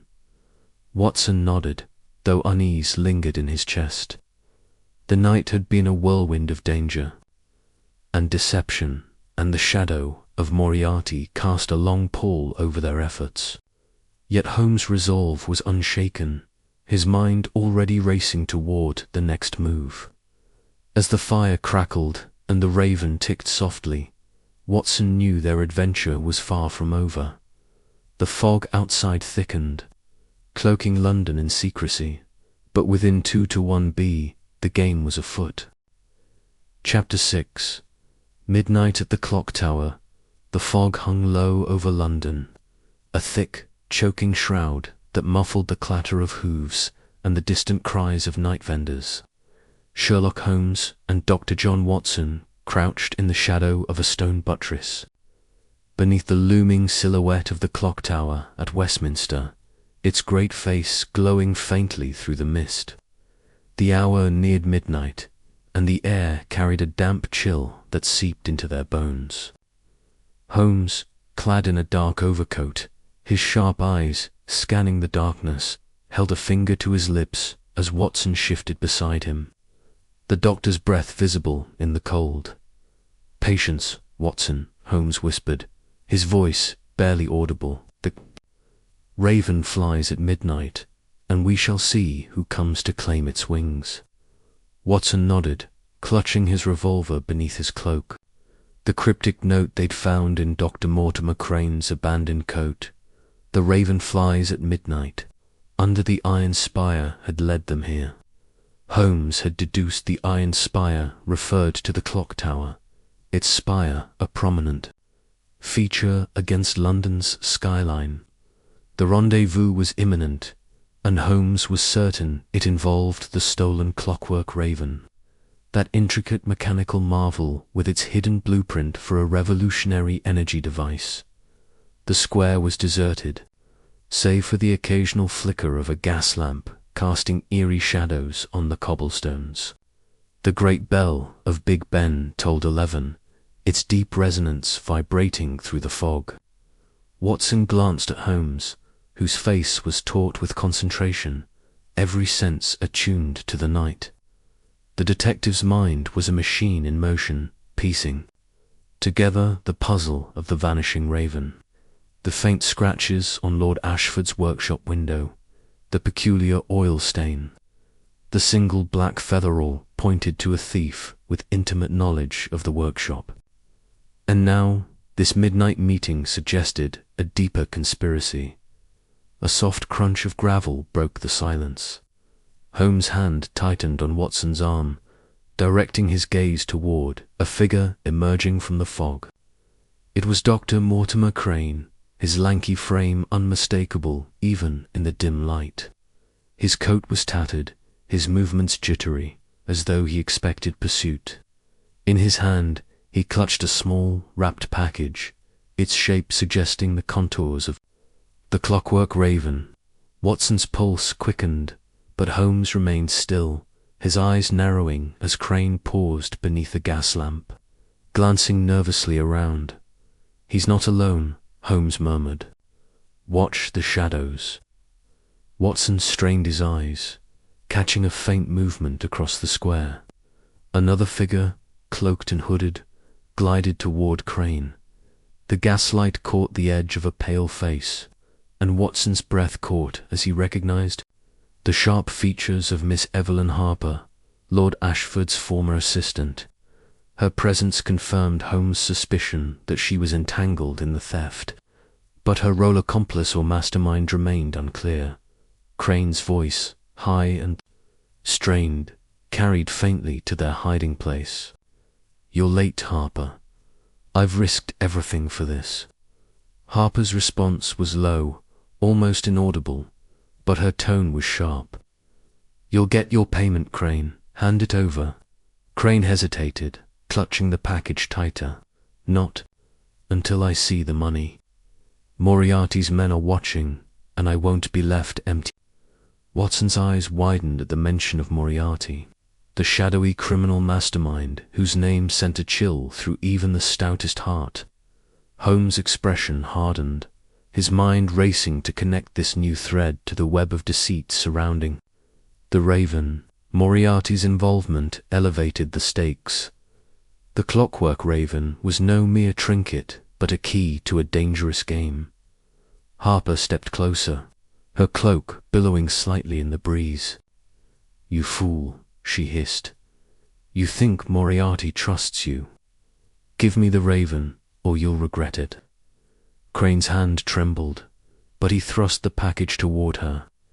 As Harper reached for it, a sudden gust of wind tore the wrapping, revealing a glint of brass and steel's a clockwork raven, its eyes gleaming like dark jewels. Watson shifted, ready to spring, but Holmes held him back, his gaze fixed on the exchange. The transaction was swift. Harper slipped a small pouch into Crane's hand, and he pocketed it greedily. But as she turned to leave, her foot caught on. A loose cobblestone and a small gear fell from her cloak, clinking onto the ground. The sound was faint, but to Holmes' keen ears, it was as loud as a gunshot. He recognized the gear instantly, a component of the Raven's intricate mechanism, confirming its authenticity. "Now, Watson," Holmes whispered, his voice urgent. They sprang from their hiding place, Holmes moving with the grace of a panther, Watson close behind. Harper's head snapped up, her eyes wide with alarm. She clutched the raven and bolted toward the fog-shrouded riverbank, her cloak trailing like a phantom. Crane, startled, dropped the pouch and fled in the opposite direction, disappearing into the maze of Westminster's alleys after her. Holmes shouted, his long legs carrying him swiftly across the square. Watson followed, his heart pounding, the revolver heavy in his hand. The fog seemed to thicken with every step, swallowing Harper's form as she darted toward the Thames. The great clock struck midnight, its chimes echoing like a warning through the night. Holmes' mind raced as he pursued. Harper's involvement suggested she knew the Raven's secreta-coded blueprint capable of powering machines of war. Her motives were murky, but her flight confirmed her guilt.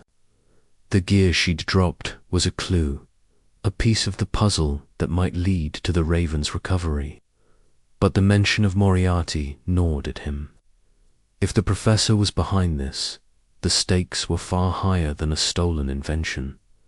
The chase led them along the embankment, the river's dark waters glinting to their left.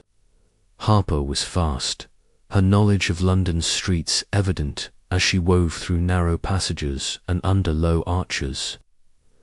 Watson's breath came in ragged gasps, but Holmes was relentless, his eyes locked on the fleeting figure ahead. He noticed her movements were calculated, not panicked. She was leading them somewhere.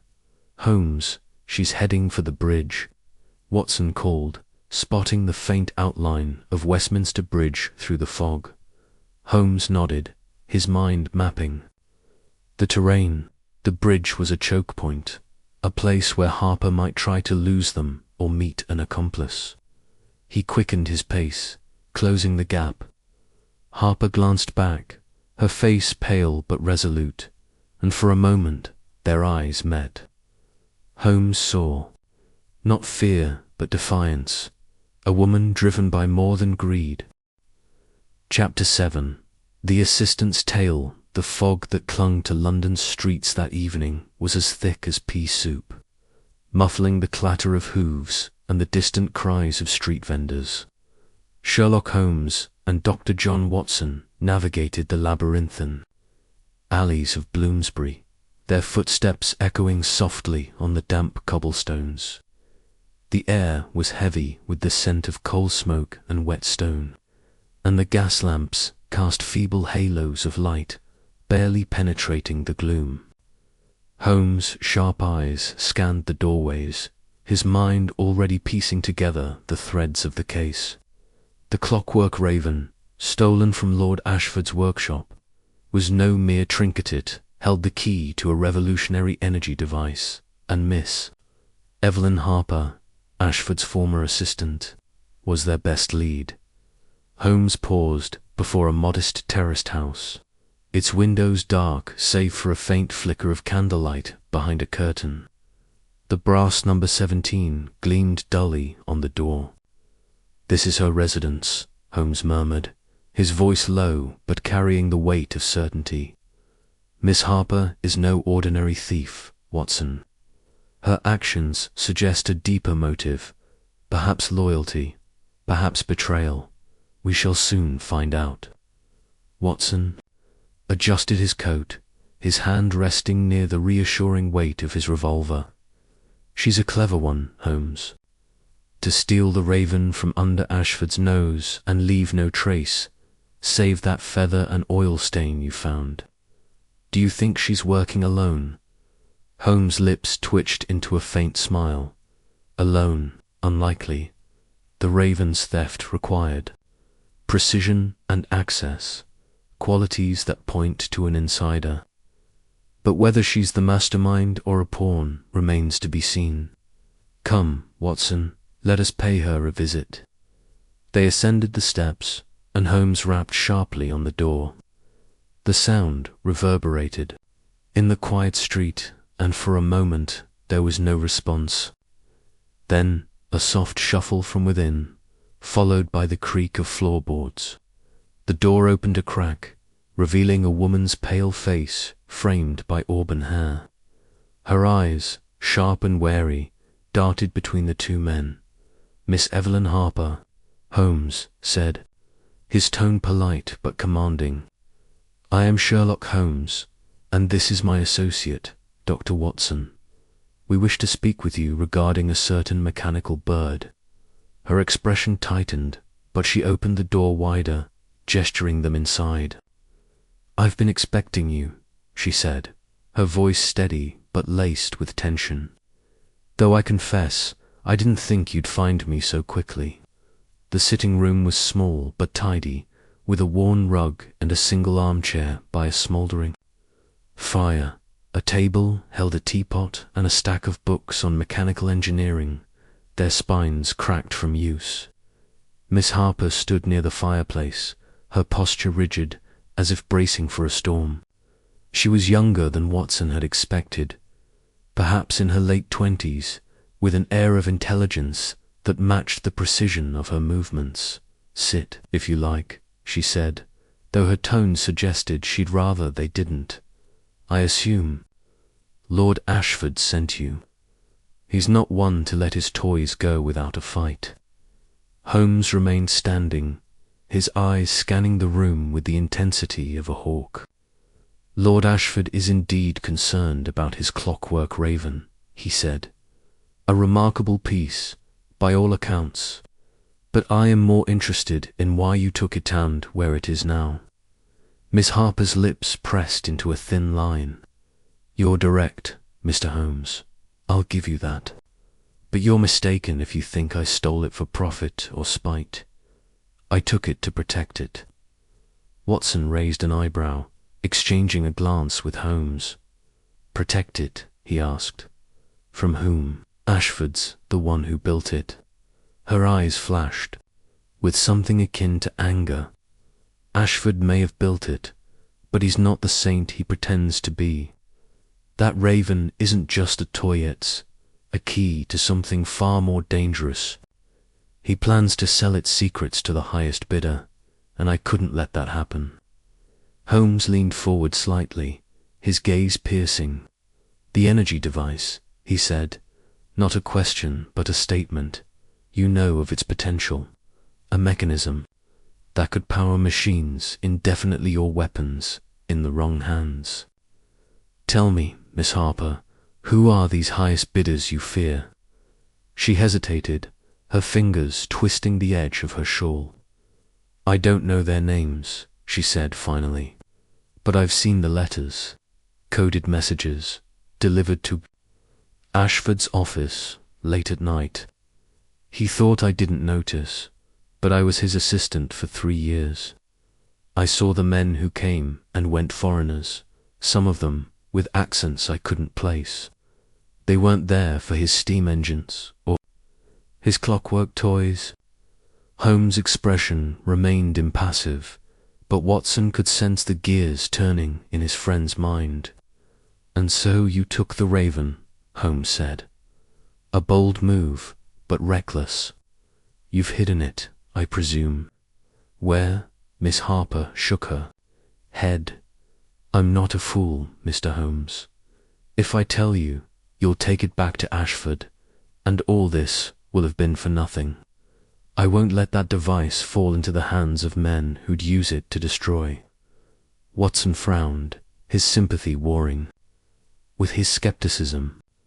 You're risking a great deal, Miss Harper. Theft, conspiracy, those are serious charges. Why not go to the authorities? She laughed bitterly. The authorities? Half of them are in the pockets of men like Ashford, and the other half wouldn't. Believe a woman like me over a lord with a title and a fortune. No, I had to act alone. Holmes stepped closer, his voice low and deliberate. You're not acting alone, he said. The gear we found at the clock tower, part of the Raven's mechanism, was dropped during your rendezvous with Dr. Mortimer Crane. What is your connection to him? Her face paled, but she recovered quickly. Crane, he's a fool and a drunk. I used him to get the raven out of Ashford's workshop. He thought he was helping me for a share of the profits, but I never intended to give him anything. Holmes' eyes narrowed. A dangerous game, Miss Harper. Crane is not the sort to take betrayal lightly, and I suspect there's more to your story than you're telling. Why protect the raven? What personal stake do you have in this? For the first time, her composure faltered. She turned to the fire, her hands clenched at her sides. It's not just about the raven, she said softly. It's about my brother. He was an engineer, like me. He worked for Ashford years ago, helped design the first prototype of the energy device. He warned Ashford it was too dangerous, that it could be weaponized. Ashford ignored him, and then her voice broke. He died in an accident in the workshop. A boiler explosion, they called it. But I know it wasn't an accident. Ashford wanted him silenced. Watson's heart clenched at the pain in her voice. I'm sorry, Miss Harper, he said. But if Ashford's responsible, why not expose him? Why steal the raven? Because the raven is proof, she said, turning to face them. The blueprint inside it's not just a design. It's my brother's work, his notes, his warnings. If I can get it to the right people, I can stop Ashford and honor my brother's memory." Holmes' expression softened, though his eyes remained sharp. "A noble cause, Miss Harper, but misguided. You've entangled yourself with dangerous men, Crane, and possibly others. Tell me where the Raven is, and I give you my word, I will ensure the blueprint is not misused." She studied him for a long moment, her gaze searching his face for any hint of deceit. "You're not like other men, Mr. Holmes," she said at last. "I believe you mean what you say, but I can't trust anyone, not yet. The Raven is safe, hidden where no one will find it, and I'll keep it that way until I'm sure." Holmes nodded, as if he'd expected her refusal. "Very well," he said. "But know this, Miss Harper, you're not the only one searching for the Raven. Others will come, and they will not be as patient as I am if you change your mind. You know where to find me." He turned to leave, but paused at the door. "One last thing," he said, his voice casual but edged with steel. "The black feather we found in Ashford's workshop, it wasn't from the Raven. It was real, from a living bird. A curious detail, don't you think?" Miss Harper's eyes widened, but she said nothing. Holmes tipped his hat and stepped into the fog, Watson close behind, as they walked back through the misty streets. Watson glanced at his friend. "Do you believe her, Holmes? About her brother and Ashford?" Holmes' eyes gleamed in the gaslight. "Her grief is genuine, Watson, and her story holds elements of truth. But she's withholding something. Perhaps the Raven's location, perhaps more. The feather is the key. It suggests another player in this game, one we've yet to identify. We must return to 221B and review the evidence. This case is far from over." The fog thickened around them, swallowing their figures as they disappeared into the night. The mystery of the Clockwork Raven growing ever more complex. The hours that followed were a whirlwind of activity at 221B Baker Street. Holmes retreated to his armchair, his pipe sending curls of smoke toward the ceiling as he sifted through the facts. Watson, ever the diligent chronicler, sat at the desk, scribbling notes from their encounter with Miss Harper. The fire crackled in the hearth, casting flickering shadows on the walls, where Holmes' collection of maps and newspaper clippings hung like a tapestry of his mind. "Watson," Holmes said abruptly, breaking the silence, "what do you make of Miss Harper's tale? Speak freely, man. Your instincts are often as valuable as my deductions." Watson set down his pen, rubbing his chin. "She's convincing, I'll grant her that. Her story about her brother rings true. I've seen grief like hers before, in patients who've lost someone dear. But there's something off about her. She's too guarded, too quick to deflect when you pressed her about the Raven's location. And that business with crenusing him and then cutting him loose. She's playing a dangerous game." Holmes nodded, his eyes half closed as he exhaled a plume of smoke. "Precisely. Miss Harper is no mere assistant driven by sentiment. She's calculated, resourceful, and unafraid to manipulate those around her. Yet her refusal to reveal the Raven's hiding place suggests fear not of us, but of someone else. Someone with the power to make her wary." Watson leaned forward. "You think she's afraid of Ashford?" "Possibly," Holmes said. "But I suspect a larger force at play. The feather, Watson, the real feather points to an accomplice, or perhaps an adversary. It was deliberately placed in the workshop, a calling card of sorts. We must consider the possibility that Miss Harper is not the mastermind but a cog in a larger machine." Watson frowned. A machine controlled by whom? Crane, he's a wreck, Holmes. You saw him at that pub, half drunk and boasting to anyone who'd listen. Holmes' lips curved into a wry smile. Crane is a pawn, Watson, but a useful one. His boasts at the pub were no accident. They were meant to be overheard. Someone wanted us to follow him, to connect him to the Raven. The question is, who? Watson's mind raced, trying to keep pace with Holmes' relentless logic. You think Miss Harper set him up, or someone else entirely? Holmes rose, pacing the room with the restless energy of a caged panther. Miss Harper is a piece of the puzzle, but not the whole picture. The coded message we found, "The Raven flies at midnight under the iron spire," was no coincidence. It led us to the clock tower, where we saw her with Crane, but the gear she dropped, part of the Raven's mechanism, was a deliberate clue. She wanted us to know she has the Raven, but not where it is.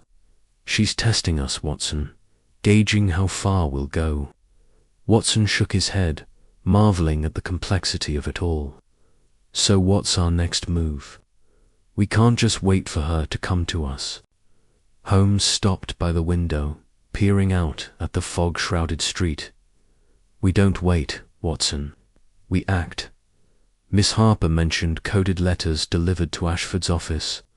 I suspect those letters hold the key to the Raven's true purpose and the identity of the highest bidders she fears. Tomorrow we shall pay a visit to Ashford's office under the guise of updating him on the case. I have no doubt we'll find something he's neglected to mention. Watson nodded, though a flicker of unease passed through him. And if Ashford's as dangerous as she claims, if he's involved in her brother's death? Holmes' eyes gleamed with a cold intensity. Then we shall expose him, Watson. But first, we must find the Raven and the truth. For now, get some rest. Tomorrow will be a long day. The next morning dawned grey and cold, the fog lingering like a spectre. Over London, Holmes and Watson took a hansom cab to Lord Ashford's office, a grand building near the Thames, its facade adorned with ornate ironwork. The air was thick with the smell of river mud and coal dust, and the distant clang of machinery echoed from the docks. Ashford's office was a study in opulence, with mahogany furniture and shelves lined with leather-bound volumes on engineering and physics. The man himself greeted them with a strained smile, his hands fidgeting with a pocket watch. "Mr. Holmes, Dr. Watson," he said, rising from his desk. "Any progress on the Raven? I'm due to present it at the exhibition in 3 days, and the investors are growing impatient." Holmes' expression was unreadable. "We are making strides, Lord Ashford, but I require access to your correspondence, particularly any letters received in the past month. They may hold clues to the thief's identity." Ashford's smile faltered. "My correspondence? Surely that's unnecessary. The Raven was stolen from my workshop, not my office." Holmes raised an eyebrow, and yet the thief had intimate knowledge of your security measures. "I suspect they may have had access to your plans, perhaps through letters or documents. If you wish the Raven returned, you will cooperate." Ashford hesitated, then nodded curtly. "Very well, my secretary will provide the files. But I assure you, Mr. Holmes, there's nothing untoward in them." The secretary, a nervous young man with ink-stained fingers, led them to a filing cabinet in an adjacent room. Holmes dismissed him with a wave and began rifling through the papers, his fingers moving with the precision of a surgeon. Watson stood guard by the door, his eyes scanning for any sign of interruption. Within minutes, Holmes unearthed a bundle of letters tied with a ribbon. Most were mundane orders for parts, invoices, invitations to industry events, but one, tucked at the bottom, caught his eye. It was written in a cipher similar to the one found in Crane's coat. Its text, a jumble of letters and numbers. "Watson," Holmes said, holding up the letter, "we have our link. This cipher matches the one from the clock tower. Miss Harper as Rita Ashford is receiving coded messages, and I suspect they're not from a friendly correspondent." Watson peered over his shoulder. "Can you decipher it?" Holmes' eyes gleamed with the thrill of the challenge. "In time, but for now, we must assume Ashford is entangled with forces beyond his control. The question is, how deep does his involvement go?" They returned the files and left the office, promising Ashford an update soon. As they stepped into the street, Holmes' expression was grim. "Miss Harper's fear is justified, Watson. Ashford is no innocent inventor, but whether he's a villain or a victim remains to be seen. We must find the Raven before his investors, or we may be dealing with a crisis far greater than a stolen bird." The cab rattled away, carrying them back to Baker Street, where the mystery of the Clockwork Raven awaited its next unraveling. The days that followed were a blur of investigation. Holmes pored over the coded letter, his desk strewn with papers covered in scribbled translations. Watson, meanwhile, scoured the archives of the Times for any mention of Ashford's brother or suspicious accidents in his workshop. The search yielded little. A brief obituary from 5 years prior, noting the death of Thomas Harper, an engineer, in a boiler explosion. The lack of detail only deepened Watson's suspicion that Miss Harper's story held truth. Holmes, too, was relentless. He dispatched his network of informants, the Baker Street irregulist, watch Miss Harper's movements, and report any suspicious activity. The boys returned with tales of her late-night errands to Covent Garden, where she was seen entering a clockmaker's shop. Holmes' eyes lit up at the news. A clockmaker's shop, he mused. The perfect place to hide a mechanical bird. "We shall visit it tomorrow, Watson, but we must tread carefully. Miss Harper is no fool, and she'll be watching for us." That night, as Watson retired to his room, he found himself unable to sleep. The case was a tangle of motives and secrets. Miss Harper's grief, Ashford's ambition, Crane's betrayal, and the looming shadow of an unknown adversary. The black feather haunted him, a detail that refused to fit neatly into Holmes' deductions. Who had left it, and why? Was it a taunt, a mistake, or something else entirely? He rose and joined Holmes by the fire, where the detective sat with the coded letter in hand. "Can't sleep either, eh?" Watson said, settling into his chair. Holmes didn't look up. "Sleep is a luxury we can ill afford, Watson. This letter, it's not just a message. It's a map, a guide to something larger. The Raven is the key, but the feather is the lock. We're missing a piece of the puzzle, and I fear it's the most dangerous one." Watson nodded, his thoughts drifting to Miss Harper's pale, determined face. "She's risking everything for this," he said. "Her brother's memory, her freedom. Do you think she's telling the truth about Ashford?" Holmes set the letter down, his expression unreadable. "Truth is a slippery thing, Watson. Miss Harper believes her cause is just, but belief can blind as much as it reveals. We shall see her again, and when we do, I intend to have the Raven and the answers we seek." The fire burned low, casting long shadows across the room. Outside, the fog pressed against the windows, a silent reminder that the mystery of the Clockwork Raven was far from solved. Chapter 8. A Web of Deceit. The fog hung heavy over Baker Street, curling like ghostly tendrils around the gas lamps as Sherlock Holmes sat by the fire at 2-1B, his fingers steepled beneath his chin. The clockwork raven case had taken a turn, its threads weaving into a tapestry far more intricate than he had first imagined. Dr. Watson, seated across from him, sipped his tea, the porcelain cup clinking softly against its saucer. The room was silent save for the crackle of the fire and the occasional creak of the floorboards above.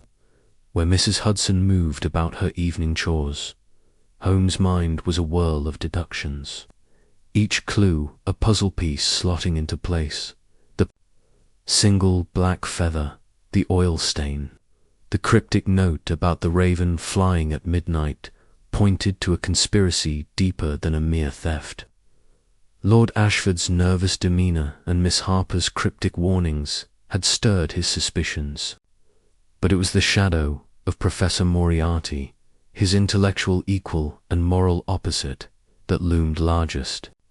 The mention of Mr. Raven in Ashford's ledger, uncovered earlier that day, had set Holmes' instincts alight. Moriarty's hand was in this, and Holmes knew that to unravel the case, he must first untangle the web of deceit spun by his nemesis, Watson. Holmes said abruptly, breaking the silence, "We must delve into Ashford's affairs." The man's workshop was a fortress, yet the raven vanished without a trace. The thief had inside knowledge, but I suspect Ashford himself is not as innocent as he claims. That ledger, those payments to Mr. Raven, suggest a connection to forces far beyond a disgruntled engineer like Crane. Watson set down his cup, his brow furrowing. "You think Ashford is in league with Moriarty? But why commission you to find the raven if he's complicit?" Holmes' lips twitched into a faint smile. "Precisely the question, my dear Watson. Either Ashford is a pawn, unaware of the true stakes, or he plays a deeper game, using us to flush out his rivals. We must investigate his business dealings, his associates, and the purpose of that energy device. If Moriarty is involved, the raven is no mere trinket, a key to something catastrophic." The next morning, Holmes and Watson set out for the city, where Ashford's offices were located in a grand neoclassical building near Threadneedle Street. The air was crisp, the streets bustling with clerks and merchants, their breath visible in the chill autumn air. Holmes, dressed in a sharp frock coat and top hat, moved with purpose, his keen eyes scanning every detail, the cobblestones slick with morning dew, the newsboys shouting headlines, the faint scent of coal smoke mingling with the aroma of fresh bread from a nearby bakery. Ashford's office was a study in opulence, with mahogany paneling, gilded frames, and a massive desk cluttered with blueprints and mechanical models. A young clerk, nervous under Holmes' piercing gaze, admitted them to the inner sanctum where Ashford awaited. The inventor rose, his face pale, his hands fidgeting with a pocket watch. "Mr. Holmes." "Dr. Watson," Ashford greeted, his voice strained. "Any progress on the raven?" Holmes fixed him with a stare that seemed to peel back layers of pretense. "Some, Lord Ashford, but I require more information. Your ledger mentions payments to a Mr. Raven. Who is he, and what is his connection to your work?" Ashford's eyes widened, and he stammered, "Mr. Raven, a mere code name for a supplier. Nothing more. I deal with many such contacts in my trade." Holmes leaned forward, his voice low and cutting. "Do not dissemble, sir. The raven's theft was no ordinary crime, and your evasions only deepen my suspicions. Speak plainly, or I shall uncover the truth without your aid." Under pressure, Ashford admitted to dealings with a consortium of investors funding his energy device. He claimed they were legitimate businessmen, but his reluctance to name them spoke volumes. Holmes pressed further, extracting a list of 3 names: Sir Charles Vane, a shipping magnate; Lady Margaret Holt, a philanthropist with ties to the arms trade; and a mysterious figure known only as the broker. Holmes noted the names, his mind already racing to connect them to Moriarty's network. Leaving Ashford's office, Holmes and Watson headed to the British Museum's reading room, where Holmes maintained access to records under an assumed name. The vast dome echoed with the rustle of pages and the soft tread of scholars. Holmes pored over financial ledgers, trade journals, and police reports, his fingers tracing lines of ink as Watson watched in awe. Vane's shipping empire has ties to Prussian ports, Holmes murmured, his eyes gleaming. Holt's charitable foundation funds experimental weaponry under the guise of scientific advancement, and this broker, a shadow figure mentioned in whispers among London's underworld. Watson, we are not dealing with a simple theft, but a syndicate with international reach. Watson frowned. And Moriarty, how does he fit in? Holmes closed the ledger with a snap. Moriarty is the spider at the center of this web. Mr. Raven is his alias, I'm certain. He's orchestrating the theft to secure the Raven's blueprint for his own ends. We must trace these consortium members and uncover their dealings with him. Their next stop was Sir Charles Vane's mansion in Mayfair, a fortress of white stone and iron gates. Posing as investors, Holmes and Watson gained entry to a lavish drawing room where Vane, a burly man with a sailor's weathered face, received them. Holmes probed subtly, mentioning the energy device and observing Vane's reaction. The man's jovial facade faltered, and he excused himself abruptly, claiming a prior engagement as they left. Holmes noticed a carriage parked discreetly across the street, its driver obscured by a scarf. Watson, that carriage has followed us since Threadneedle Street. Moriarty's agents are watching. That evening, Holmes dispatched his network of irregulars, the street urchins led by young Wiggins, to shadow Vane and Holt. By midnight, Wiggins reported back at 221B, his cap askew and his eyes bright with news. Vane had met with a man matching the broker's description at a dockside warehouse, while Holt had been seen entering a private club frequented by foreign diplomats. Both locations bore the hallmarks of Moriarty's operations: discreet, secure, and teeming with underlings. Holmes paced the room, his pipe sending curls of smoke toward the ceiling. The web titans, Watson, Vane and Holt, are conduits, funneling funds and influence to Moriarty. The Raven's blueprint is the prize, and Moriarty intends to wield it. But where is the Raven itself? Harper claimed to have hidden it, yet I suspect she's been played as deftly as Crane. Watson rubbed his chin. Could Harper be working for Moriarty? Holmes shook his head. Unlikely. Her motives seem personal, tied to Ashford's betrayal, but she's a pawn in Moriarty's game, just as Crane was. We must find her hiding place before Moriarty does. The next day, Holmes and Watson ventured to Lady Holt's estate in Kensington, a sprawling manor surrounded by manicured gardens. Disguised as surveyors, they gained access to her study under the pretext of assessing land boundaries. Holmes' keen eyes spotted a hidden safe behind a portrait, its lock scratched as if recently tampered with. Inside, they found correspondence, addressed to Mr. Raven, detailing shipments of mechanical components to a warehouse in Limehouse. Limehouse, Holmes said, his voice tinged with excitement. The heart of Moriarty's operations. We're closing in, Watson. The journey to Limehouse was fraught with danger. The fog thickened as they navigated narrow alleys, the air heavy with the stench of the Thames. The warehouse loomed ahead, a hulking structure of rusted iron and broken windows. Holmes signaled for silence, his senses alert to every sound, the drip of water, the scuttle of rats, the faint hum of machinery within. Inside, they found a labyrinth of crates and machinery, the air thick with oil and metal. Holmes' lantern cast eerie shadows as they moved deeper, guided by the faint ticking of clockwork. At the center of the warehouse, they discovered a workbench strewn with gears and blueprints, but the Raven was nowhere to be found. A sudden creak alerted Holmes, and he pulled Watson behind a crate just as a group of armed men entered, led by a figure whose silhouette was unmistakable, Colonel Moran. Moriarty's right hand, Holmes whispered.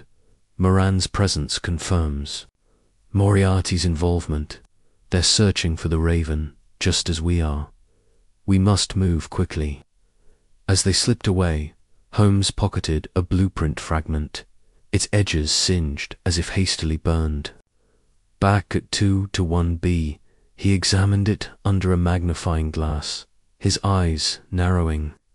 This is a partial schematic of the Raven's energy device. It's incomplete, but it proves Moriarty's men are close to replicating it. We must find Harper before they do. The trail led to a boarding house in Bloomsbury, where Harper had been spotted.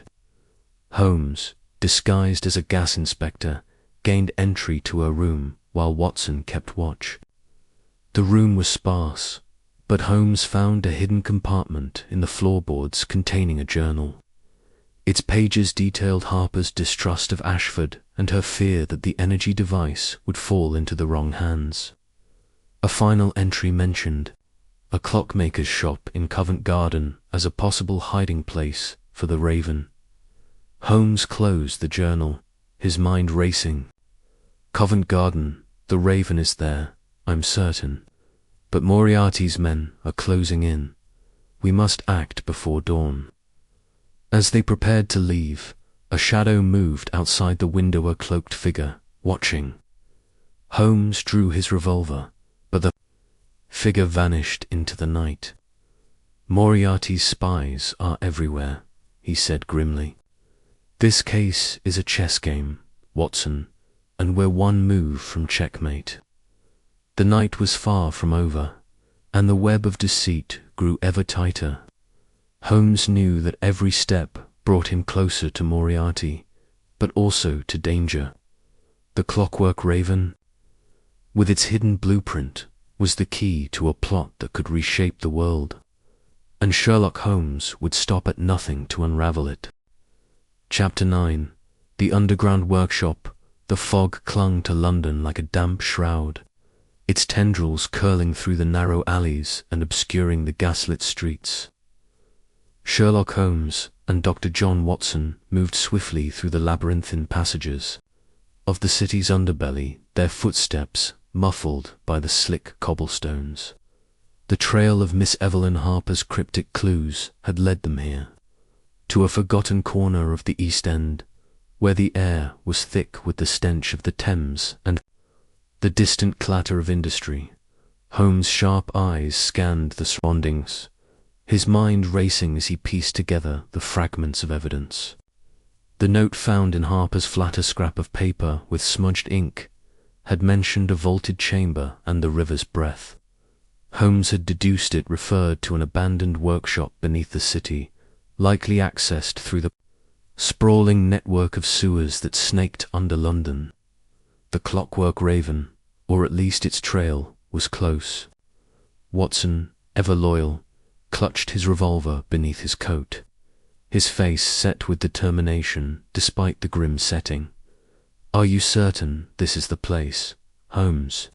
Watson whispered, his voice barely audible over the drip of water echoing in the alley. "This feels like a place for rats, not ravens." Holmes' lips twitched into a faint smile. "Precisely why it's perfect, Watson. A thief like Harper would choose a place no one thinks to look, a place where the city's pulse is drowned by its refuse. The sewers are a labyrinth, but they hide secrets better than any vault. They stood before a rusted iron grate set into the base of a crumbling brick wall. The grate was half covered by refuse, but Holmes' keen gaze caught the faint glint of fresh scratches on its edge, as if it had been recently moved. He knelt, his gloved fingers tracing the marks. "Recent," he murmured. "Someone has been here within the last day. And look, oil residue, the same as we found in Ashford's workshop. Our thief was careless." Watson frowned, glancing at the dark, gaping hole beyond the grate. Careless or desperate? If Harper's working with Moriarty, as you suspect, she'd know better than to leave such obvious signs. Holmes' eyes gleamed in the dim light. "Desperation breeds mistakes, Watson. Harper may be clever, but she's no match for Moriarty's cunning. If she's hidden the Raven here, it's because she's running out of options." With a grunt, Holmes pried the grate open, revealing a narrow tunnel that descended into darkness. The air that wafted up was foul, heavy with the reek of decay and stagnant water. Watson grimaced, but followed as Holmes produced a small lantern from his coat and lit it, casting a flickering glow over the damp stone walls. The tunnel sloped downward, its walls slick with moss and grime. The sound of their boots echoed, mingling with the distant rush of water.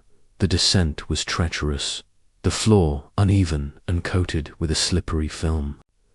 Holmes moved with the grace of a cat, his lantern held high, while Watson kept a hand on the wall to steady himself.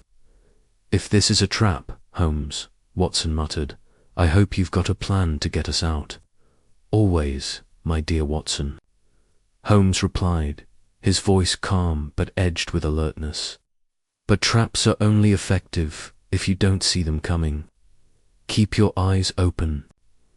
After several minutes, the tunnel opened into a wider chamber, its ceiling arched with ancient brickwork. The air was cooler here, and the sound of dripping water was louder, echoing like a metronome. Holmes raised the lantern, illuminating a cavernous space that looked like a relic of London's industrial past. Rusty machinery lined the walls, gears, pistons, and levers, all abandoned and coated in dust. In the center of the room stood a workbench, cluttered with tools, scraps of metal, and half-finished mechanical devices. Above it hung a single, flickering gas lamp, casting long shadows that danced across the walls. Holmes moved to the workbench, his eyes scanning every detail. "This is no ordinary hideout," he said, running a finger along a wrench that gleamed with recent use. "This is a workshop, Watson, one designed for precision work. Look at these tools. High-grade, expensive. Not the sort you'd find in a common thief's lair." Watson peered over Holmes' shoulder, his brow furrowing. "You think Harper built something here? Or repaired the Raven?" "Repaired, perhaps," Holmes said, picking up a small gear and examining it under the lantern's light. "But more likely, she used this place to study the Raven's mechanism. See this." He held up a blueprint, its edges frayed, but its lines meticulously drawn. "It's a partial schematic of Ashford's energy device. Not the original, but a copy. Harper's been trying to understand its secrets." Watson's eyes widened. "If she's deciphered it, she could sell it to anyone, Moriarty, a foreign power, anyone with enough coin." Holmes nodded grimly. "Which is why we must find the Raven before she does something irrevocable. Moriarty's involvement complicates matters. He doesn't deal in trifles. The Raven's blueprint is a prize that could shift the balance of power." As Holmes sifted through the workbench, his fingers brushed against a small, hidden compartment, beneath a pile of papers. With a click, it sprang open, revealing a bundle of letters tied with twine. Holmes untied them, his eyes narrowing as he scanned the contents. "Correspondence," he said, "between Harper and an unknown party. The handwriting is disguised, but the tone suggests authorities, someone giving orders." Watson leaned in. "Moriarty, possibly," Holmes said, slipping the letters into his coat. "But we'll need more than suspicion to confirm it. These letters mention a delivery scheduled for tomorrow night. We may yet intercept it." Their exploration was interrupted by a faint metallic clank from the far side of the chamber. Holmes extinguished the lantern, plunging them into darkness, and motioned for Watson to follow. They crept toward the sound, their breaths shallow. The chamber extended into a narrow corridor, its walls lined with rusted pipes that hissed faintly, with escaping steam. At the corridor's end was a heavy iron door, slightly ajar. Holmes peered through the gap, his silhouette tense. Beyond the door was another workshop, smaller but more organized. A single figure stood at a workbench, their back to the door, tinkering with a complex array of gears and wires. The figure was slight, dressed in dark clothing, and their movements were precise, almost mechanical. Holmes signaled for Watson to stay back, then slipped through the door, moving silently. The figure spun around, startled, revealing a young man with nervous eyes and oil-stained hands. Who are you?" he stammered, clutching a screwdriver like a weapon. Holmes raised a hand, his voice calm but commanding. "No need for alarm. I am Sherlock Holmes, and this is Dr. Watson. We're here about the Clockwork Raven." The young man's eyes widened, and he took a step back, bumping into the workbench. I don't know anything about a raven," he said, his voice trembling. "I'm just a mechanic, fixing pipes." Holmes' gaze flicked to the workbench, where a familiar black feather lay among the tools. "A poor liar, I'm afraid," he said, stepping closer. "That feather matches the one found in Ashford's workshop. You've seen the raven, haven't you?" The young man's shoulders slumped, and he dropped the screwdriver. "I didn't want any part of this," he muttered. "She told me to keep quiet, said it was for my own good." "She," Holmes pressed, his voice sharp. "Miss Harper." The man nodded reluctantly. "Evelyn. She brought the bird here 2 nights ago, said she needed to hide it. I didn't ask questions, she paid well, and I needed the money." "Where is it now?" Watson demanded, stepping forward. The man hesitated, glancing at the door as if expecting someone to burst through. "She took it yesterday. Said she was moving it to a safer place. I don't know where." Holmes' eyes narrowed.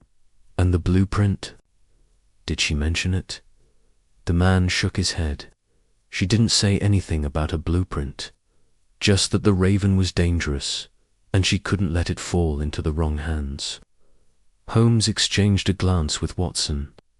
The young man's story rang true, but it raised more questions than it answered. If Harper had moved the raven, where was it now? And why was she so determined to keep it hidden, even from Moriarty? Before Holmes could press further, a low rumble echoed through the chamber, followed by the creak of metal. Watson grabbed Holmes' arm. "What was that?" Holmes' eyes darted to the ceiling, where dust began to trickle down. "A trap," he said, his voice low. "We've been expected." Without warning, the iron door slammed shut, and a hiss filled the air. Watson coughed as a faint, acrid smell reached his nose. "Gas," he shouted, pulling his scarf over his face.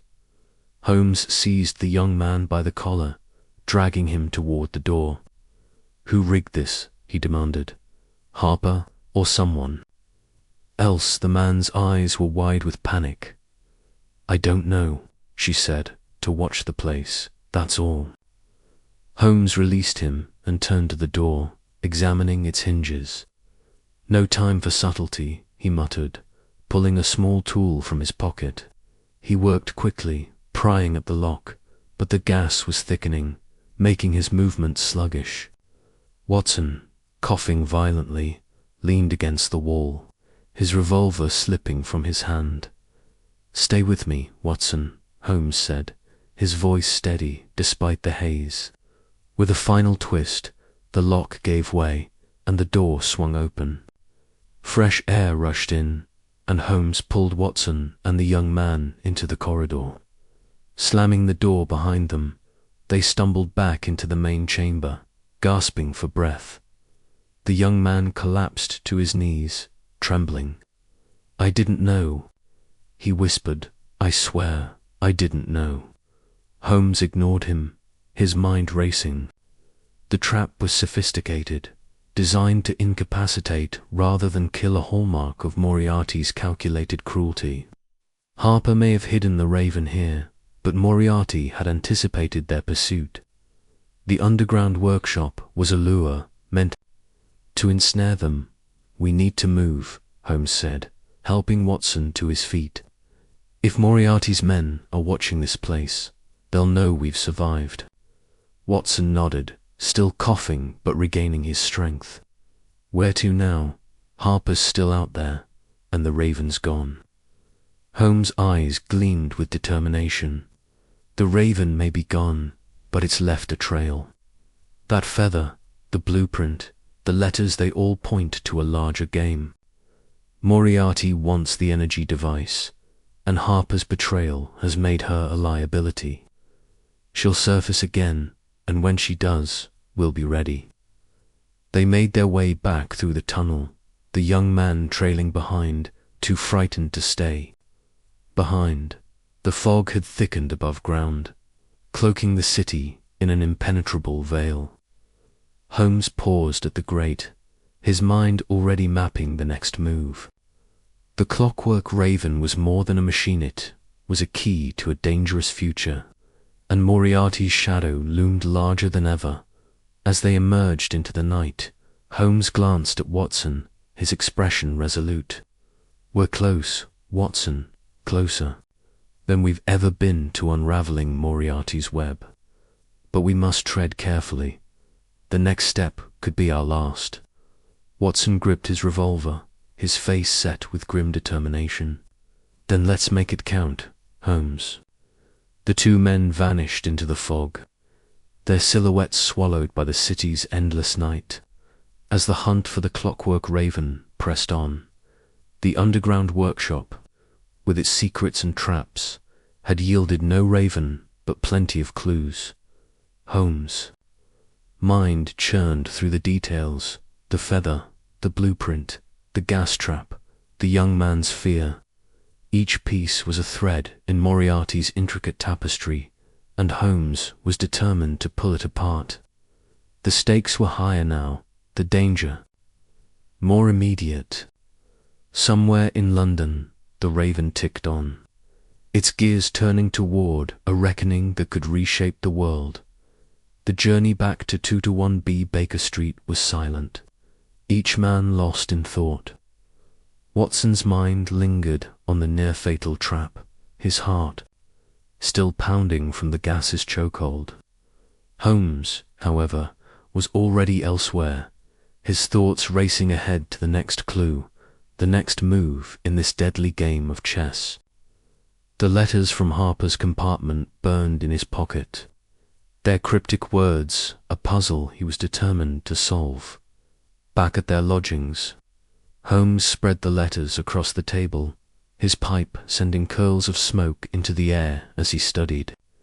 Then Watson, nursing a glass of brandy to steady his nerves, watched his friend work. "What do you make of them, Holmes?" he asked. "Anything useful?" Holmes' eyes flicked over the pages, his fingers tracing the lines of disguised handwriting. "These are instructions," he said at last. "Orders from someone high in Moriarty's chain of command. They mention a final exchange at a location called the Iron Spire.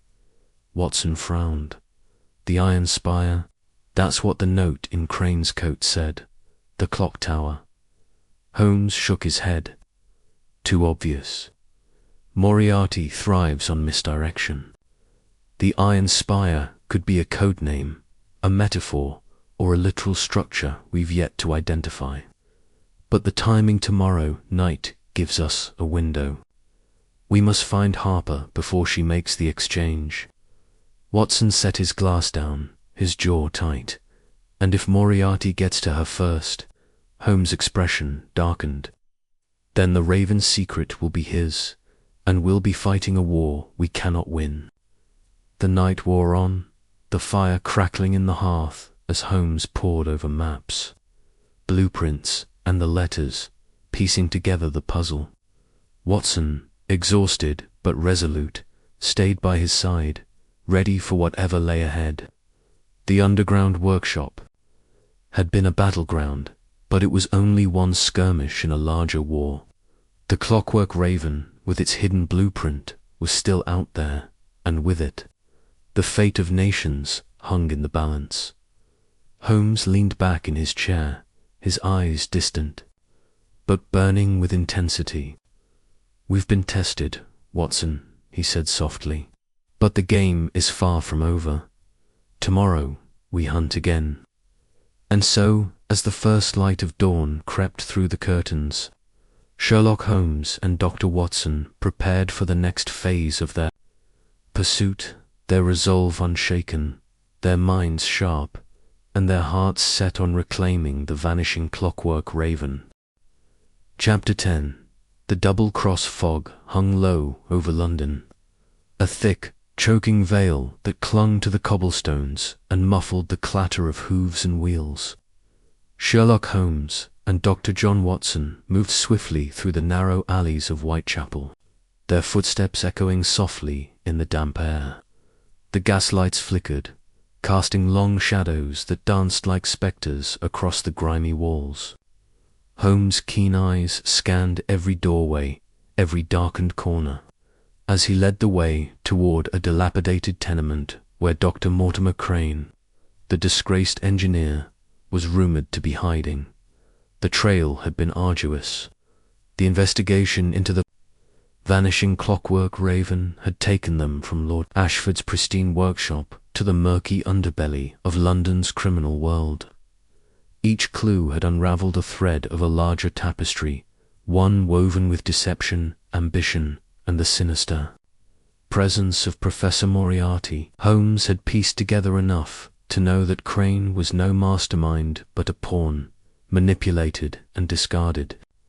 The question now was whether Crane could be turned, his fear of Moriarty leveraged to reveal the true scope of the plot. Watson adjusted his overcoat, his hand resting near the revolver tucked inside. "Holmes," he whispered, his voice low, but urgent, "are you certain Crane will talk?" He seemed half mad with fear at the pub. Holmes' lips curled into a faint, calculating smile. "Fear, Watson, is a most effective motivator. Crane is a man caught between two fires, his greed for Moriarty's promises and his terror of the consequences. We shall offer him a third path, survival." They reached the tenement, a crumbling structure with boarded windows and a door hanging loosely on its hinges. Holmes paused, his gloved hand hovering over the doorknob. He tilted his head, listening. A faint creak came from within, followed by the clink of glass. Someone was inside. Holmes gestured for Watson to stay close, then pushed the door open with a slow, deliberate motion. The interior was dim, lit only by a single oil lamp on a rickety table. The air was thick with the scent of stale tobacco and spilled ale. Dr. Mortimer Crane sat hunched in a corner, his gaunt face illuminated by the flickering light. His eyes darted toward the door, wide with panic, as he clutched a half-empty bottle of gin. Tools and mechanical parts littered the floor around him, remnants of his once promising career now reduced to scattered debris. "Who's there?" Crane's voice was hoarse, trembling. He scrambled to his feet, knocking over a chair. "I've got nothing for you. Leave me be." Holmes stepped into the light, his tall frame casting a long shadow across the room. "Dr. Crane," he said calmly, his voice cutting through the tension like a blade. "I am Sherlock Holmes, and this is my associate, Dr. Watson. We have business to discuss." Crane's face paled, his hands shaking as he gripped the bottle. "Holmes, no, no, you can't be here. He'll know. He always knows." "Moriarty, I presume," Holmes said, stepping closer, his eyes locked onto Crane's, unyielding. "Your master has left you to fend for yourself, Dr. Crane. A dangerous position for a man of your limited resources." Crane's shoulders sagged, the bottle slipping from his fingers to clatter on the floor. "You don't understand," he muttered. "He's everywhere. His eyes, his ears there in every shadow. I can't escape him." Holmes raised a hand, silencing him. "You can, and you will, if you cooperate. Tell me about the Raven. Tell me about Moriarty's plan." Watson watched the exchange, his heart pounding. He had seen Holmes interrogate men before, but there was a particular intensity tonight. A razor-sharp focus that suggested Holmes was closing in on the heart of the mystery. The Clockwork Raven, with its hidden blueprint for a revolutionary energy device, was more than a stolen trinket. It was a key to a dangerous game of power. Moriarty's involvement had raised the stakes, and Watson knew they were running out of time. Crane sank back into his chair, his hands trembling as he ran them through his thinning hair. "I didn't want this," he said, his voice barely above a whisper. "I only wanted to rebuild my name, my work. Moriarty promised me funding, a new workshop, everything I'd lost when Ashford ruined me." Holmes' eyes narrowed. "And in return, you stole the Clockwork Raven." Crane nodded, his gaze fixed on the floor. "It was supposed to be simple. Ashford's workshop was easy enough to breach. I knew its layout, its weaknesses. I'd worked there for years before he cast me out. I took the Raven, delivered it to Moriarty's agent as instructed. But then she betrayed me." "She," Holmes' voice was sharp, though his expression remained impassive. "Miss Evelyn Harper, I presume." Crane's head snapped up, his eyes wide with fear. "You know about her." "How?" "I know many things, Dr. Crane," Holmes said, pacing slowly around the room. He picked up a small gear from the floor, examining it with a critical eye before setting it down. "Miss Harper was Ashford's assistant, dismissed under mysterious circumstances. She was at the clock tower, exchanging a package with you. And now, it seems, she has taken the Raven for herself. Tell me why." Crane swallowed hard, his hands clenching into fists. "She was working with me at first. Said she hated Ashford as much as I did, that he'd stolen her ideas, too. We planned to take the Raven together, sell it to Moriarty's people for a fortune. But after I handed it over, she vanished with it, left me with nothing but threats from Moriarty's men." Holmes stopped pacing, his gaze fixed on Crane and the blueprint. "The Raven's hidden compartment, did you see it?" Crane shook his head. "I never opened it. Harper said she'd handle that part. She knew the mechanism better, said she'd worked on it herself before Ashford threw her out. All I know is Moriarty wanted it badly. He said it was worth more than gold, that it could change the world." Watson frowned, glancing at Holmes. "Change the world? That energy device, It's dangerous, isn't it? Dangerous in the wrong hands, Holmes replied, his voice low, and Moriarty's hands are the wrongest of all. He turned back to Crane. Where is Harper now? Where would she take the Raven? I don't know. Crane's voice cracked, his desperation palpable. She didn't tell me her plans. She said it was safer that way, in case Moriarty came for me. But she mentioned something about Covent. Gardner Clockmaker's shop. Said it was a place she trusted. Holmes' eyes gleamed with sudden interest. Covent Garden, excellent. And Moriarty, what does he intend to do with the blueprint? Crane hesitated, his gaze darting to the shadows, as if expecting Moriarty himself to emerge. He said he'd auction it to the highest bidder. Said it would spark a new era, that empires would fall and rise on its power. I didn't ask questions. I just wanted my share. Holmes' expression darkened, his mind racing. An auction of the blueprint would draw every ambitious power in Europe, Prussia, France, perhaps even the Russians. The energy device, if weaponized, could shift the balance of power, plunging the continent into chaos. Moriarty, as always, thrived on such chaos, orchestrating it like a conductor of a malevolent symphony. You've been most helpful, Dr. Crane, Holmes said, his tone deceptively mild, but I'm afraid your role in this affair is far from over.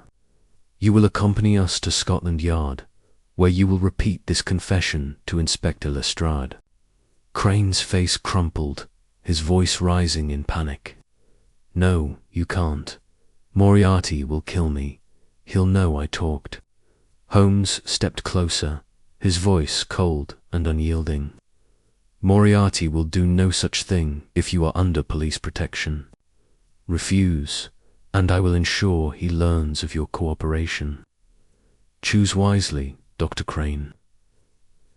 Watson watched as Crane's resistance crumbled, the man's shoulders slumping in defeat.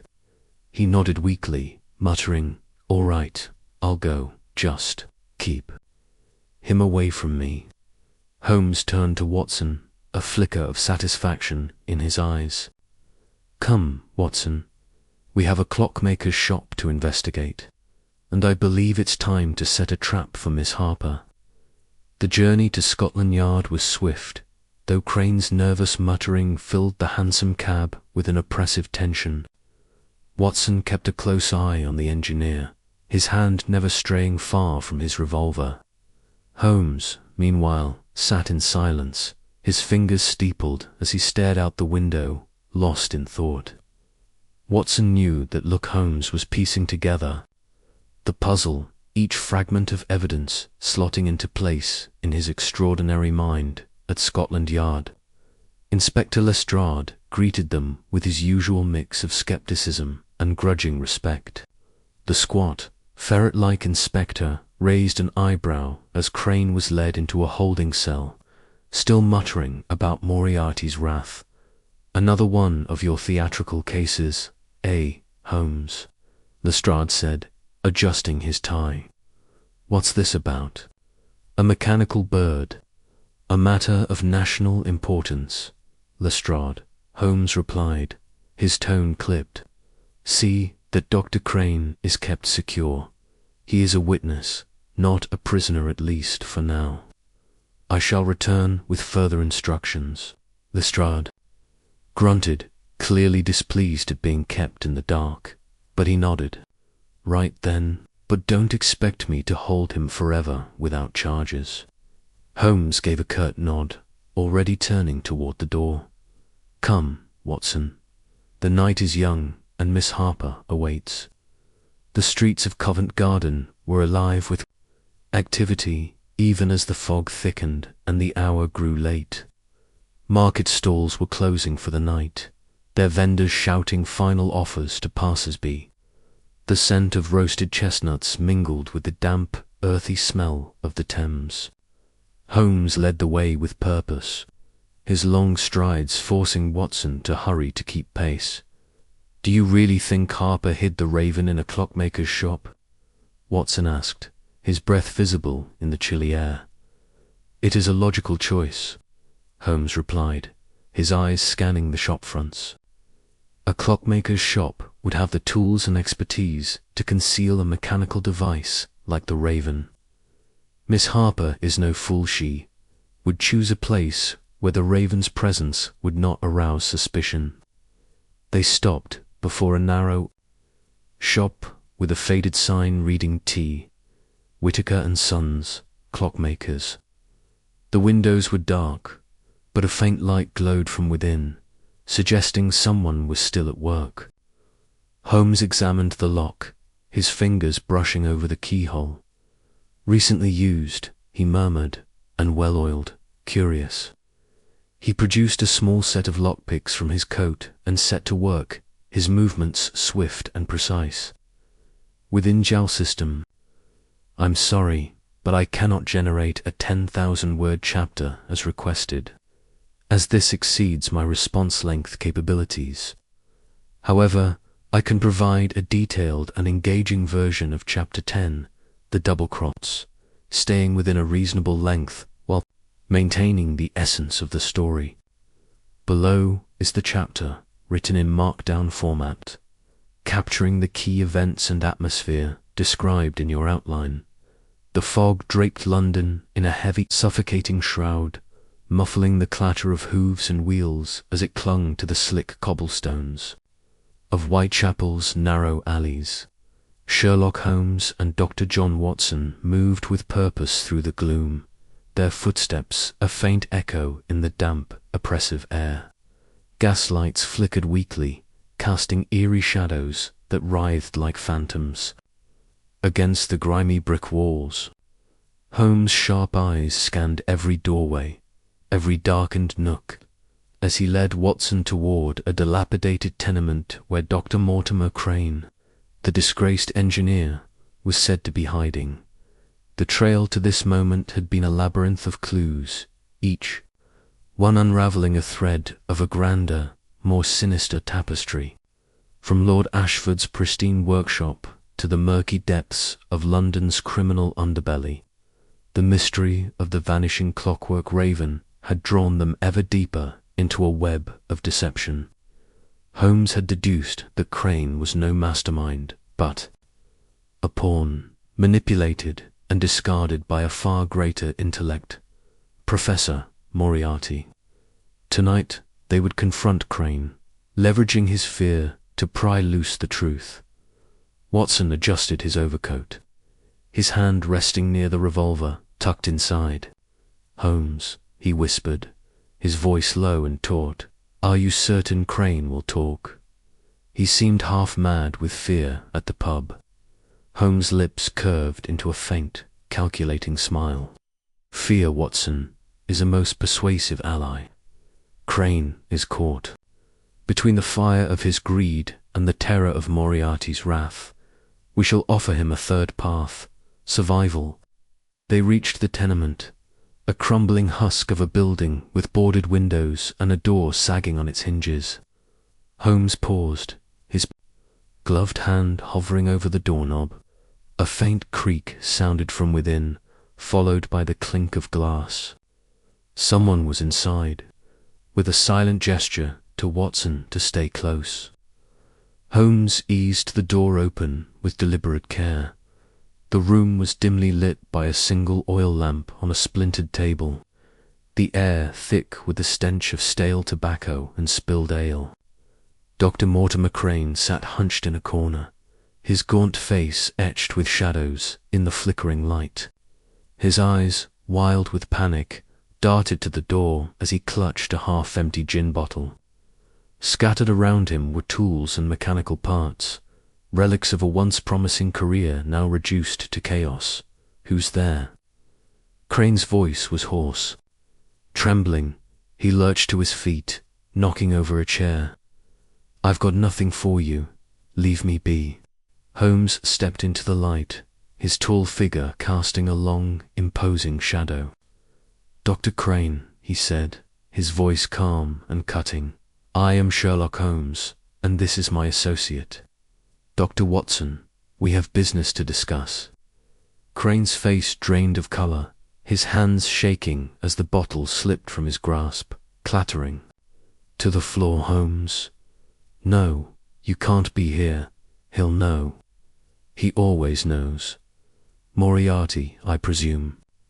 Holmes advanced, his gaze unyielding. "Your master has abandoned you, Dr. Crane. A precarious position for a man of your limited means." Crane collapsed back into his chair, his hands raking through thinning hair. "You don't understand," he muttered. "He's everywhere. His eyes, his ears, there in every shadow. I can't escape him." Holmes raised a hand, silencing him. "You can, and you will, if you cooperate. Tell me about the Raven. Tell me about Moriarty's plan." Watson's pulse quickened as he watched the exchange. He had seen Holmes interrogate men before, but tonight there was an edge to his focus, a sense that the heart of the mystery was within reach. The clockwork Raven, with its hidden blueprint for a revolutionary energy device, was no mere trinket, was a key to a dangerous game. Moriarty's shadow loomed large, and time was slipping away. Crane's voice was barely a whisper, broken. "I didn't want this. I only wanted to reclaim my name, my work. Moriarty promised me funding, a new workshop, everything Ashford stole from me." Holmes' eyes narrowed. "And in return, you stole the clockwork Raven." Crane nodded, staring at the floor. "It was supposed to be simple. I knew Ashford's workshop, its layout, its weaknesses. I worked there for years before he cast me out. I took the Raven, delivered it to Moriarty's agent as instructed. But then, she betrayed me. She," Holmes' tone was sharp, his face unreadable. "Miss Evelyn Harper, I presume." Crane's head jerked up, eyes wide with terror. "You know about her? How?" "I know many things, Dr. Crane," Holmes said, pacing slowly. He picked up a small gear from the floor, studying it briefly, before setting it down. "Miss Harper, Ashford's former assistant, dismissed under curious circumstances. She was at the clock tower, exchanging a package with you. And now, it seems, she has taken the Raven. Why?" Crane swallowed hard, his fists clenching. "She was with me at first. Said she hated Ashford as much as I did, that he'd stolen her ideas, too. We planned to take the Raven, sell it to Moriarty's people for a fortune. But after I handed it over, she vanished with it. Left me with nothing but threats from his men." Holmes paused, his gaze piercing. "And the blueprint? The Raven's hidden compartment. Did you see it?" Crane shook his head. "I never opened it. Harper said she'd handle it. She knew the mechanism better, said she'd worked on it before. Ashford threw her out. All I know is Moriarty wanted it badly. Said it was worth more than gold, that it could change the world." Watson frowned, glancing at Holmes. "Change the world? That energy device. It's dangerous, isn't it?" "Dangerous in the wrong hands," Holmes said quietly.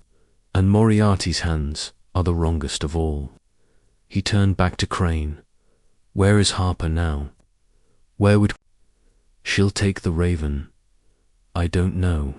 Crane's voice cracked with desperation. "She didn't tell me her plans. Said it was safer that way, in case Moriarty came for me. But she mentioned something about Covent Gardener, clockmakers. Shop. Said it was a place she trusted." Holmes' eyes gleamed with sudden interest. "Covent Garden, excellent. And Moriarty, what does he intend with the blueprint?" Crane hesitated, his gaze flicking to the shadows. He said he'd auction it to to the highest bidder. Said it would spark a new era, that empires would fall and rise on its power. I didn't ask questions. I just wanted my share. Holmes' face darkened, his mind racing. An auction would draw every ambitious power in Europasia, France, perhaps the Russians. The energy device, weaponized, could plunge the continent into chaos. Moriarty thrived on such chaos, orchestrating it with malevolent precision. "You've been most helpful, Dr. Crane," Holmes said, his tone deceptively mild. "But your role is far from over. You will accompany us to Scotland Yard, where you will repeat this confession to Inspector Lestrade." Crane's face crumpled, his voice rising in panic. "No, you can't. Moriarty will kill me." Holmes stepped closer, his voice cold. "Moriarty will do no such thing if you are under police protection. Refuse, and I will ensure he learns of your cooperation. Choose wisely."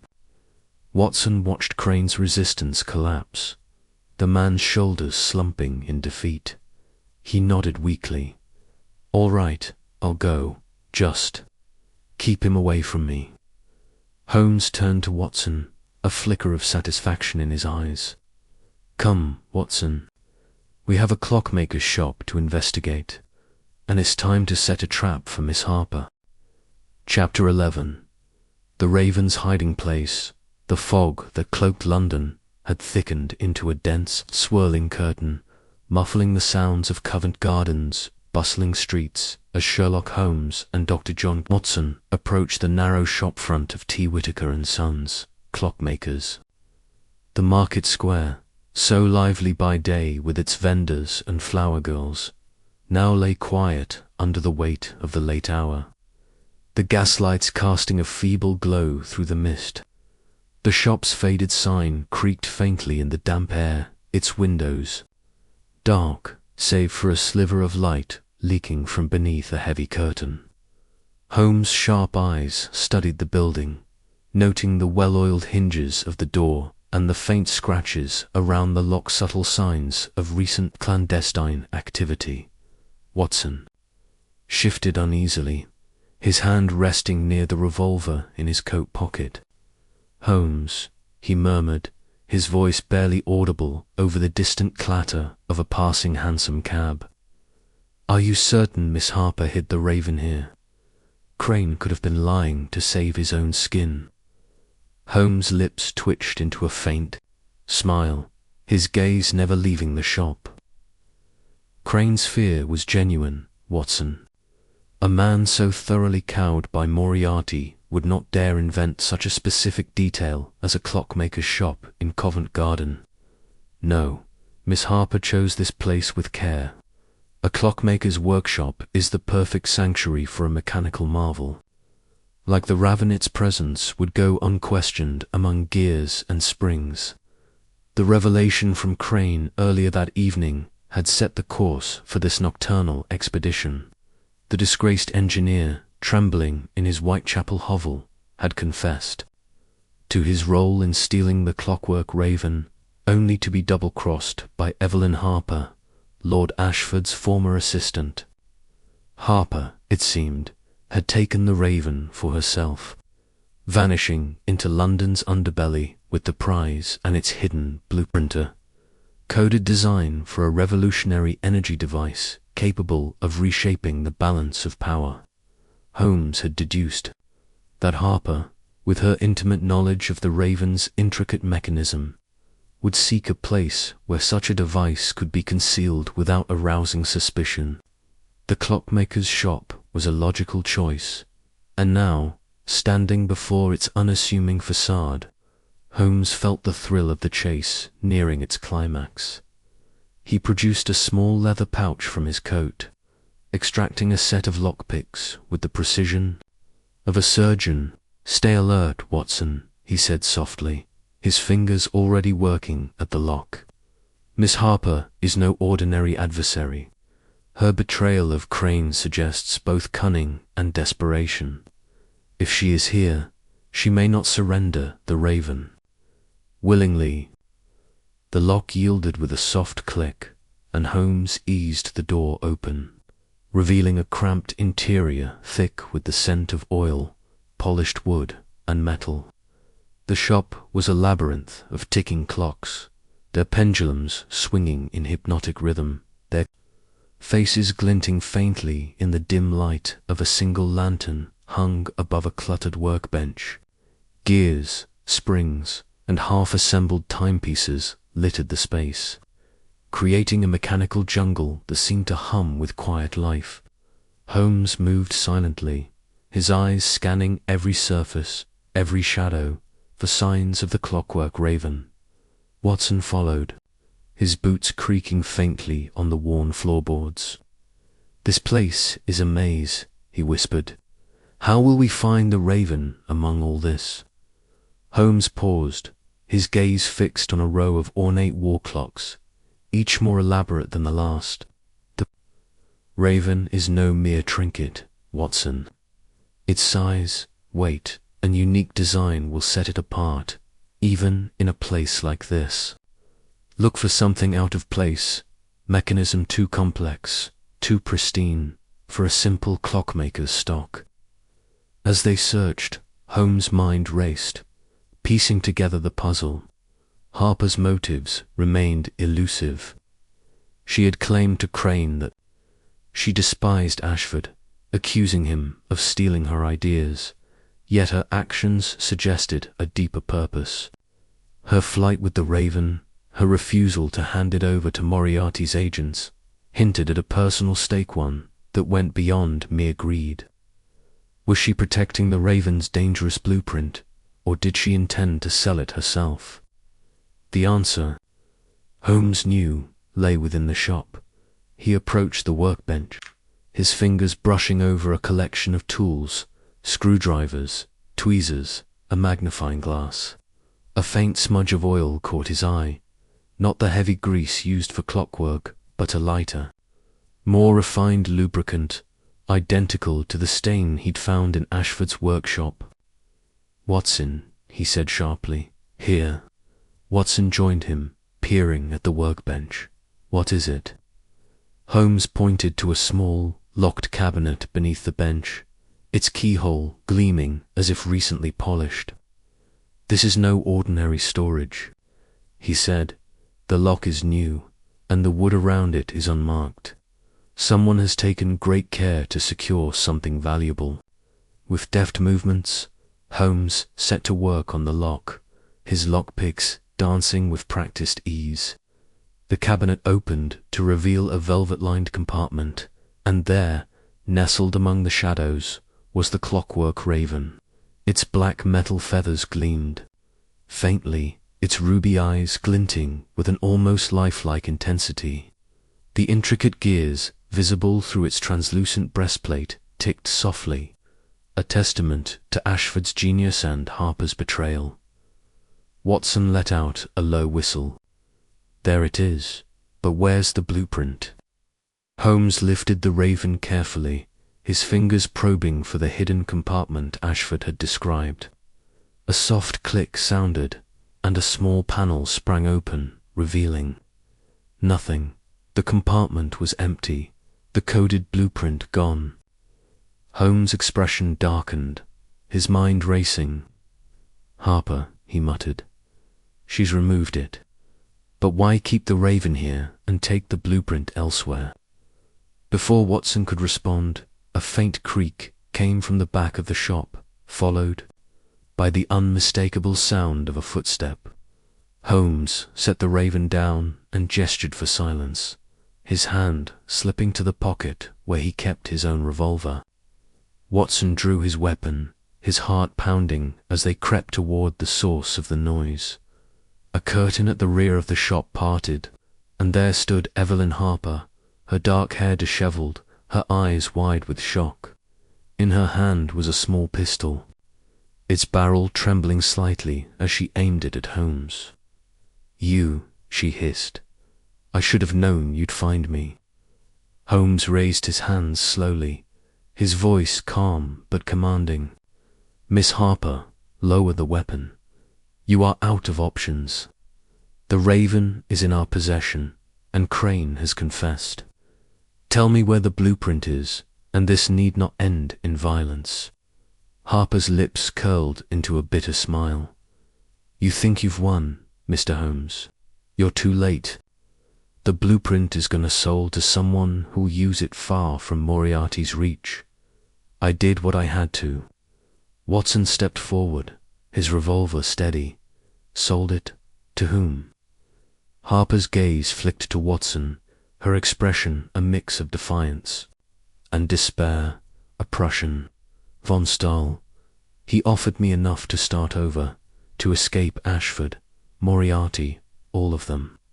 You don't understand what it's like, being cast aside, your work stolen, your name erased. Holmes' eyes narrowed, his mind cataloguing every detail. Von Stahl, he said softly, a Prussian diplomat. And where is he now? Harper laughed, a brittle sound. You'll never catch him. He's leaving London tonight, with the blueprint. You've got your precious raven, but the real prize is gone. In a sudden move, Harper darted toward a side door, firing a wild shot that splintered the workbench. Watson lunged after her, but Holmes grabbed his arm. Let her go, Watson. We have the raven, and her words have given us our next target. Von Stahl will not escape so easily. As Harper's footsteps faded into the fog, Holmes retrieved the raven, tucking it carefully into his coat. Come, Watson, he said, his voice resolute. We must return to Baker Street and plan our next move. The blueprint is in play, and Moriarty will not sit idly by while a Prussian claims his prize. Watson nodded, his pulse still racing. And Harper, Holmes' eyes gleamed with determination. She has played her hand, but the game is far from over. To the gala, Watson, we have a diplomat to intercept.